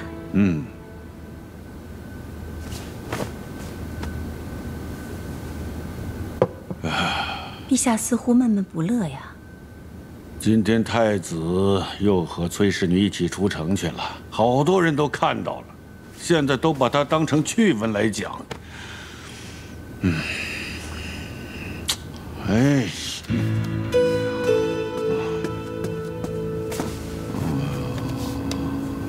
陛下明鉴，今时今日，确实不宜选崔氏女为太子妃。崔家势大，选这样一位太子妃，于太子无益，亦于朝局无益。将来，陛下必然要削弱裁撤崔家军，若崔氏为太子妃，定成阻碍。皇后说得对，说得太对了。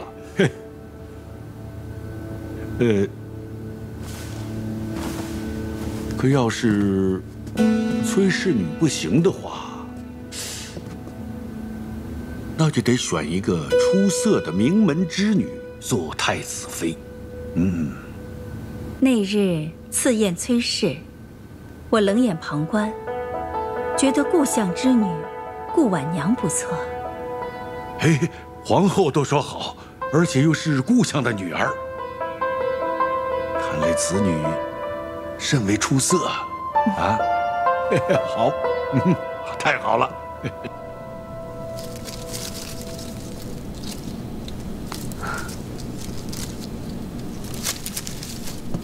小姐，怎么了？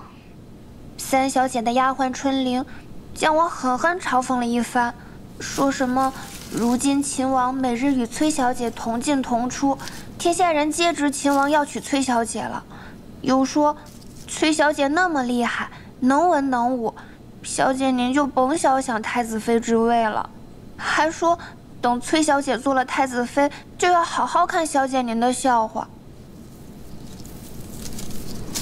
那你怎么说？我牢牢记住小姐您的吩咐，一句话都没敢多说，就赶紧低头走了。就这样，春玲领着一群丫鬟对我好一阵嘲笑。得意之时不忘形，失意之时不颓唐，这才是大家风范。再说了，与秦王同进同出，岂是闺秀应有的贞静之举？若崔小姐做得太子妃，那自然无妨。可若最后旁人成了太子妃，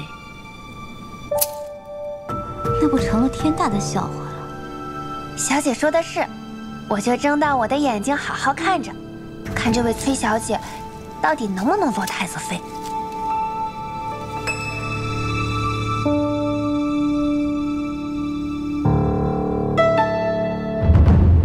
陛下，既已立太子，还望早日为太子殿下册立太子妃，早诞皇嗣，以固国本。臣附议，应从名门世家中广选良缘，择其优，为太子殿下册立太子妃良娣、宝琳。陛下，战乱始平，天下初定，儿臣觉得，此时不应该广选良缘，惊扰民间。太子说的有理，这个时候大选良缘，甚为不妥。还是先册立太子妃吧。朕觉得故相第6女甚是出色，可以选做太子妃。陛下，臣女德薄能贤，岂能堪配太子？陛下，崔乙之女崔氏，陛下原属意以她做皇子妃，如今以她做太子妃，岂不是两全其美吗？裴卿此言差矣。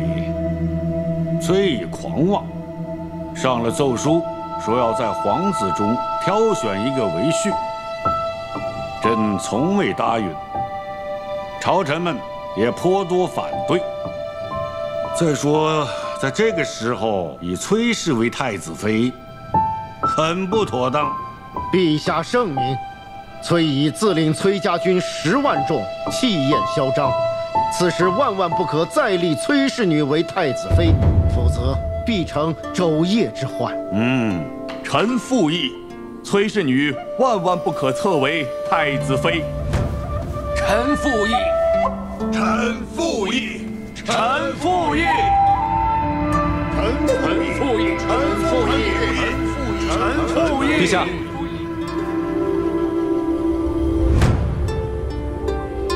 儿臣觉得如今谈婚姻之事尚早。如今北有接受未灭，西有秦军未定，南有百越未平，敌未灭，何以为家呢？娶妻生子，人伦大事，怎能说敌未灭，何以为家呢？陛下圣明，太子殿下以早册立太子妃，为圣朝万年之计，延绵宗嗣。陛下圣明，太子殿下以早册立太子妃，为圣朝万年之计，延绵宗嗣。石七郎，尝一尝。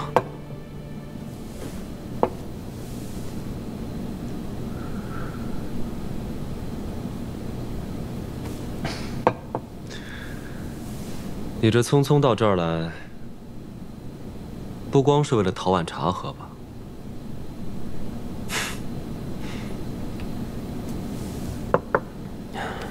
石七郎，陛下和群臣的意思，想必你也明白了。崔乙现在已经是平凉卫阳大将军，虽然他交卸了朔州道行军大总管的职务，但崔家军10万余众，只听令于崔乙一个人的。父女相传，太子妃焉能手握重兵啊？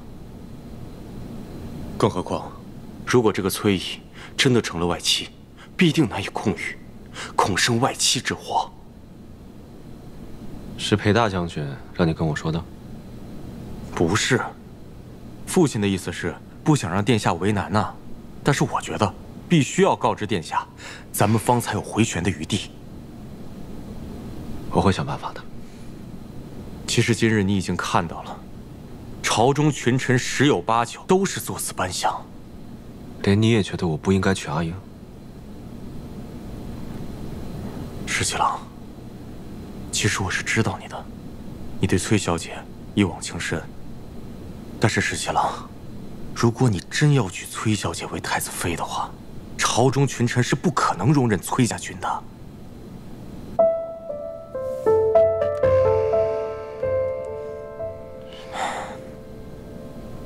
现在不比从前了，现在已经天下太平，裁撤各路兵马那是势在必行的事情。就连镇西军的部分冗员也已经在陆续裁撤了。其实你心里比谁都明白，崔家军不受朝中管辖，而且人数众多。如果现在裁撤，他们还可以解甲归田；倘若将来尾大不掉，后面不得不兵戎相见的话，那才是惨痛之极、无可救药的境况。必定会有两全其美之法。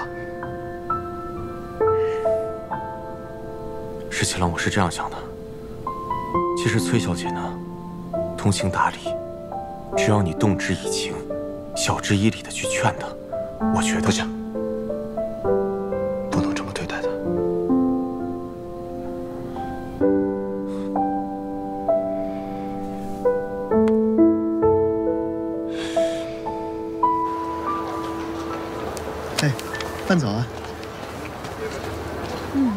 小姐，这个点心还真是好吃哎，怎么吃都吃不腻。有一种很清淡的玫瑰香，还有荔枝的味道，确实不甜不腻。小姐，我跟耳朵都已经商量好了，之后呢，我们也要开一家这样的店，专门卖这种好吃的点心。是个好主意。等你的店开起来，我一定要第一个光顾。那你可得多买一点哦。那还用说吗？肯定买非常多。一会儿再帮我买一些玫瑰、荔枝、樱花酪，我要送人。小姐，你是不是要送给殿下？才不给他！不送给殿下，那我送给谁呀？保密。老有那么多小秘密。马步，稳住，注意力要集中，走。走。累吗？不累。再来。很好，再来。用力。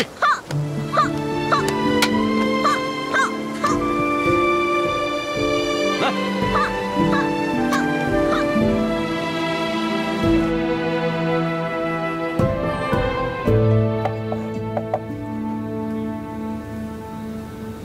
多亏崔小姐，还想着我这方外之人，带着这么精美的点心来看我。也是想到太孙还是小孩子嘛，肯定爱吃此物，所以就特意送来了。殿下已经被册立为太子，玄泽也不再是太孙。崔小姐，今后莫要再做此称呼。是。说实话，这10余年来，未尝有今日之舒心。虽然这是方外之地，不染繁华，但就像是久归之人，思心甚喜呀。是，我看真人刚才看着玄泽的时候，满脸笑意，只觉得万事皆足。崔小姐，马上就该成为太子妃了吧？未为可知。太子与崔小姐两情相悦，崔小姐必会成为太子妃。只是，实不相瞒，我内心甚觉可惜。世人只知太子为储君，一人之下，万人之上；世人亦只知太子妃为储后，内命腹中，自皇后之下，最为贵重。可是哪有人知道，作为太子妃，有万般难处啊！真人刚才说，这10余年来，未尝有今日之舒心。是啊，孙敬之乱时，我含垢忍辱，卧薪尝胆。可是我作为太子妃之时，又何尝有一日是随心所欲的呢？如果真做了太子妃，你就会失去自我，你的喜怒哀乐、所思所想都不重要了。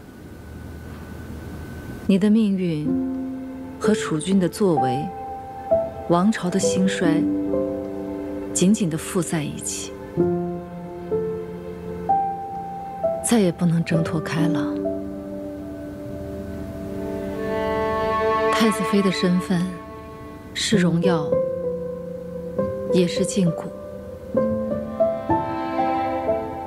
真人当初心悦过贤太子吗？我若心悦过，难道这万般难处就不是难处了吗？许多事都是太子妃的职责所在啊。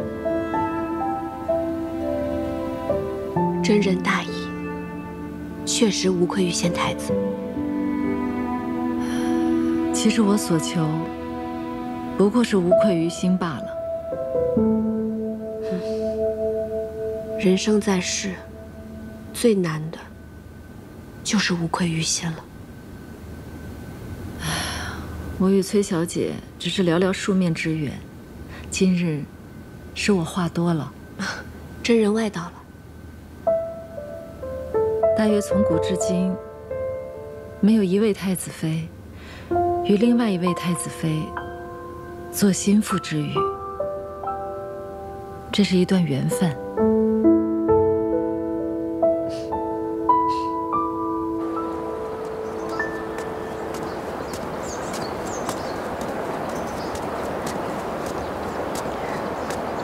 殿下，顾小姐免礼，约我到此，不知所谓何事？是婉娘唐突了，贸然相约，实为婉娘惶恐万分。婉娘知道殿下与崔小姐早已有白首之约，万万没料到，陛下竟然指名提及婉娘。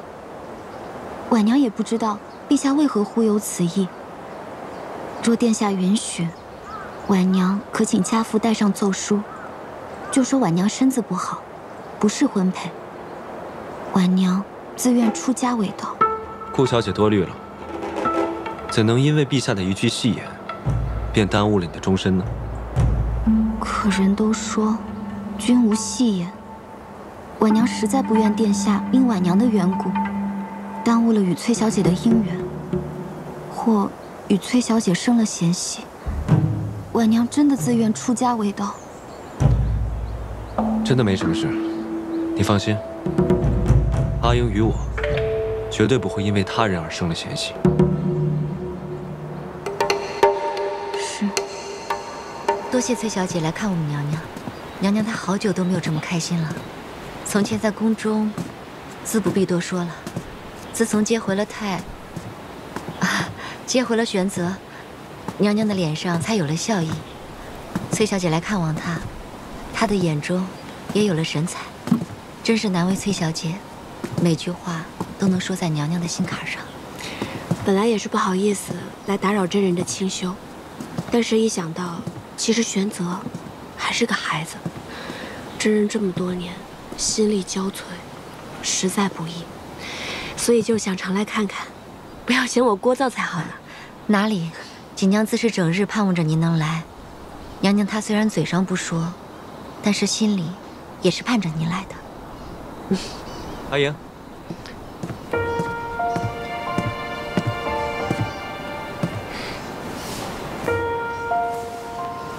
殿下来接崔小姐了，那就恕锦娘多揽不远送了。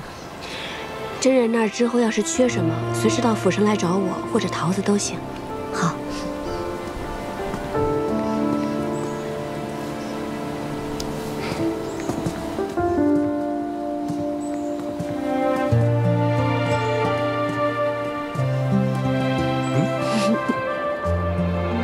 玄泽还好吗？挺好的。你怎么不去看看他？小孩子心思敏感，他又一直颠沛流离，才刚到这里，我怕我去看他，反倒令他困扰。不会的，韩将军把他教得很好，萧妃娘娘也把他照顾得很好呢。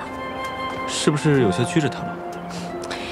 你这个人，又怕拘着他，又怕他困扰，自己又不去看他，可到底怎么样才好？小姐，那是不是殿下和崔小姐？等等，我怎么感觉咱们刚刚说的这番话是不是有些不对啊？严父慈母，我怎么感觉我变成慈母，你却是个严父呢？我呢，处处在为孩子开脱，你呢，干脆利索。谁跟你严父慈母？我看你倒是讨打得狠。嘿，好。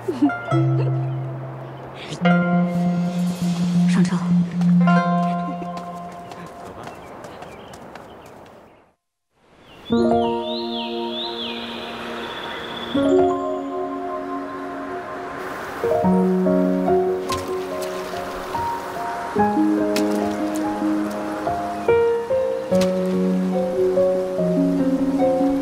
萧妃娘娘和玄泽总算是安定下来了。玄泽又长高了不少，练起舞来也是有模有样。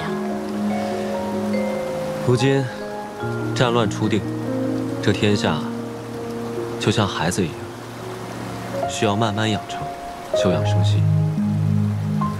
我打算等到明年春上的时候，劝父皇减免赋税，那些无主的荒田，着人一一丈量，据登记，分发给贫苦之人。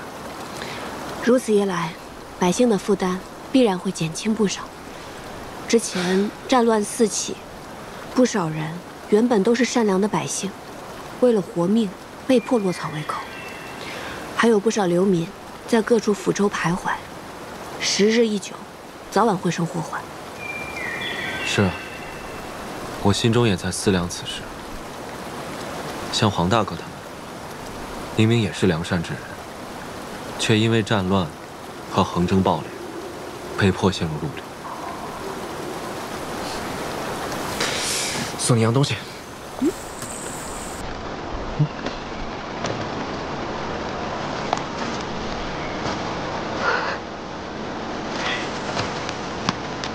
这好可爱啊！这个是我吗？我的腿哪有这么短？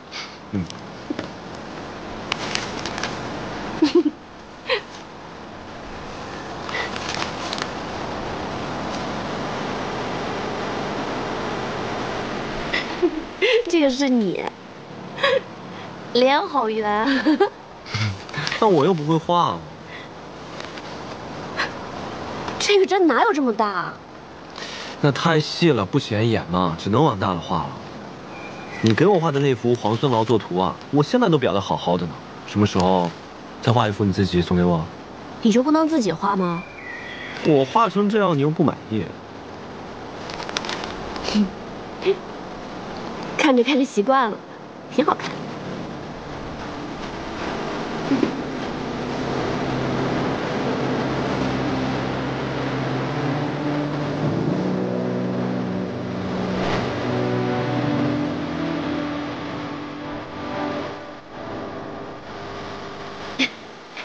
你看这个。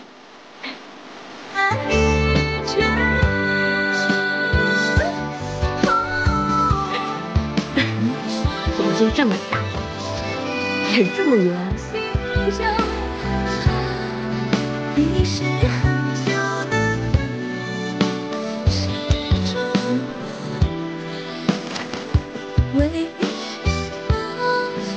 我把我们所有经历的事情都一一画了下来，这后面也留白了，就等咱们将来两个人一起画，好不好？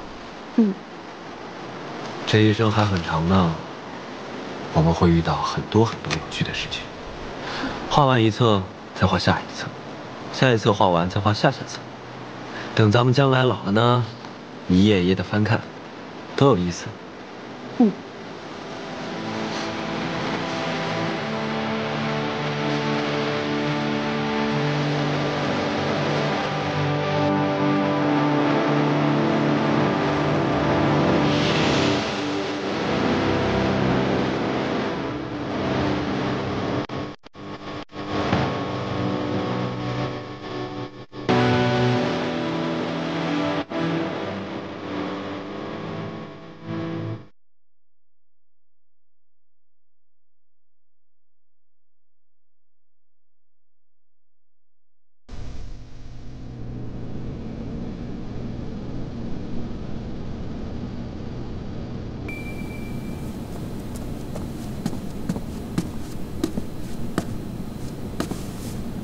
阿爹，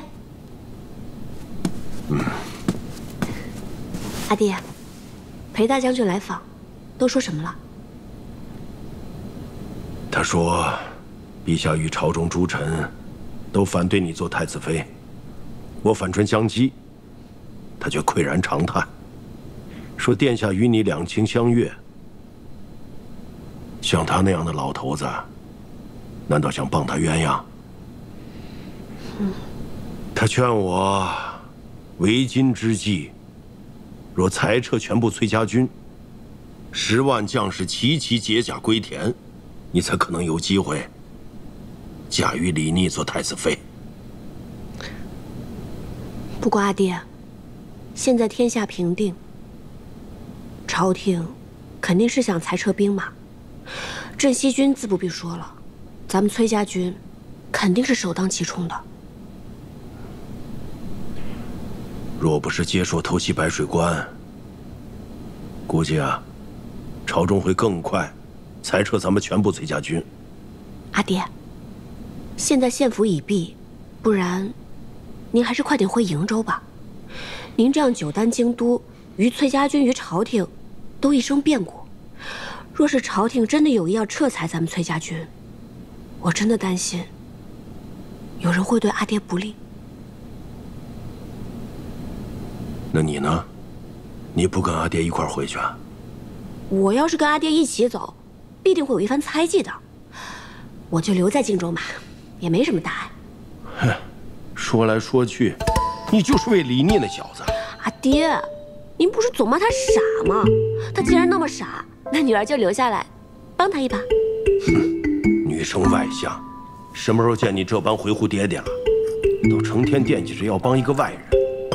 依我看呢，我真想狠狠地揍他一顿才解气。好了，阿爹，别生气了，来喝杯茶。人家现在都是当太子的人了，您这样还要抽他一顿，那你也别想脱身走了。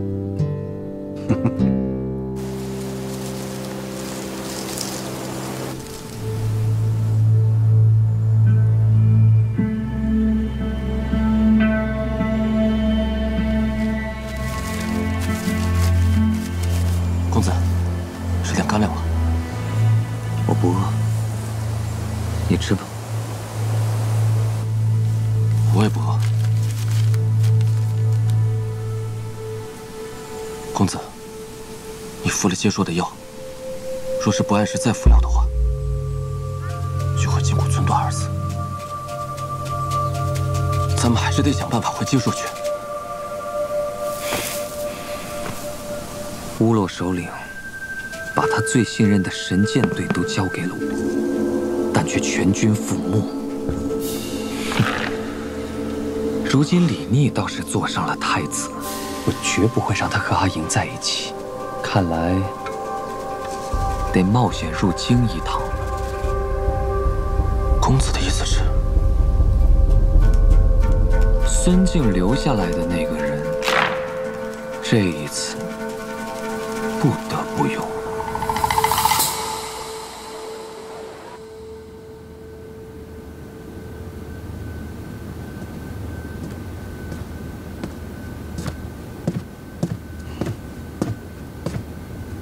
父亲，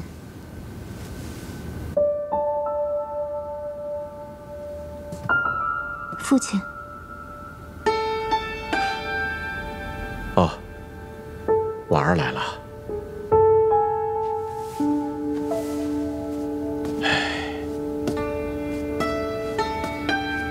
过来坐吧。父亲可是劳累了。刚刚来了一位多年老友，说了一会儿话，一时之间就走了神。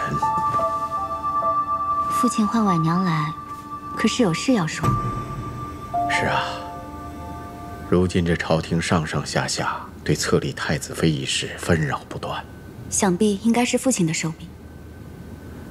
咱们这位陛下呀，是个软耳根，听风便是雨，稍加劝说就能如我们所愿。现在崔氏女不能被册封一事，已经达成共识。就算太子殿下想要一意孤行，也必然是拗不过陛下的旨意和群臣的极力反对。但咱们这位太子殿下和崔小姐都不是一般人，他们若是齐心协力，只怕是计谋百出，各有办法。所以得想个办法，能够让太子殿下跟这位崔小姐不能够齐心协力呀。父亲为相10余载，再难的公事，到了父亲手里，还不是妥妥帖帖？这点事又算得了什么？太子妃所育之子，未来亦是天子。能不能让天子唤您一声阿翁，就在此一举了。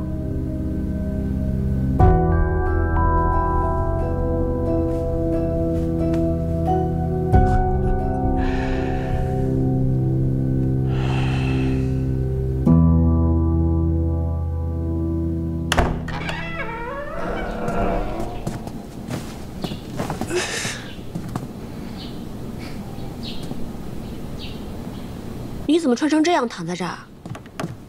过来。海莹，崔伯父走的时候给你留了多少人手啊？我怎么感觉这府里完全不设防？我穿成这样，行动这么不便，我刚进来的时候，就差拆窗破墙了，就这都没有人发现拦住我。京里虽然太平了，但也要防范一些。所以殿下这是一下朝，衣裳都没来得及换，就直奔我这儿来了。你都不知道，今日崔伯父辞京而去，这朝中又一片哗然，一个个逼着我娶太子妃，一个个又逼着不让我娶你，吵来吵去，我便反驳了2句。好了，这些大臣哭的哭，喊的喊，我父皇又趁机骂了我一顿，烦都烦死了。谁是你崔伯父？你不是吧？这崔伯父一走，你就不认了？海莹，我们私奔吧。哼，普天之下，莫非王土。殿下这是想要跟我私奔到哪儿去呢？要不你先回瀛州，我去跟那些大臣说，我谁也不娶，谁爱娶太子妃谁娶。然后我就找个由头，直奔瀛州，咱们拜堂成亲，生他个7、8个娃娃。都不用7、8个，等生到第3个，说不定大臣们就绷不住了，就会让你做太子妃。殿下知不知道，要生7、8个娃娃需要花多长时间？我知道，总得个10年8年吧。到时候黄花菜都凉了，那怎么办呢？这朝中政务又不能不管。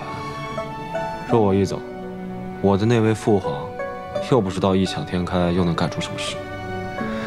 到时候我还得收拾残局。不然这样吧，我还是回瀛州去。反正呢，我只想做你的妻子，又不想做太子妃。到时候，你常来看我就是了。这种话你都说得出口？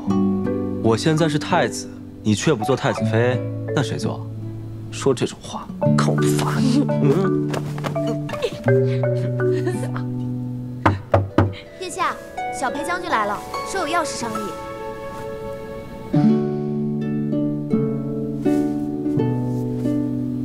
等我。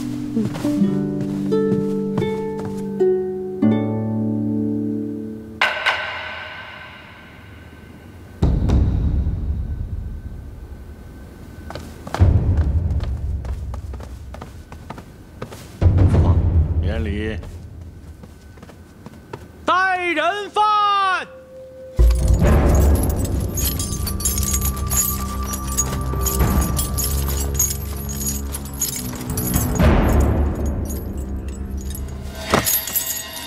杰硕身力不加礼，见过皇帝陛下。陛下万岁万岁万万岁！好了，你说你要出手，到底出手何人？家里要出手崔乙，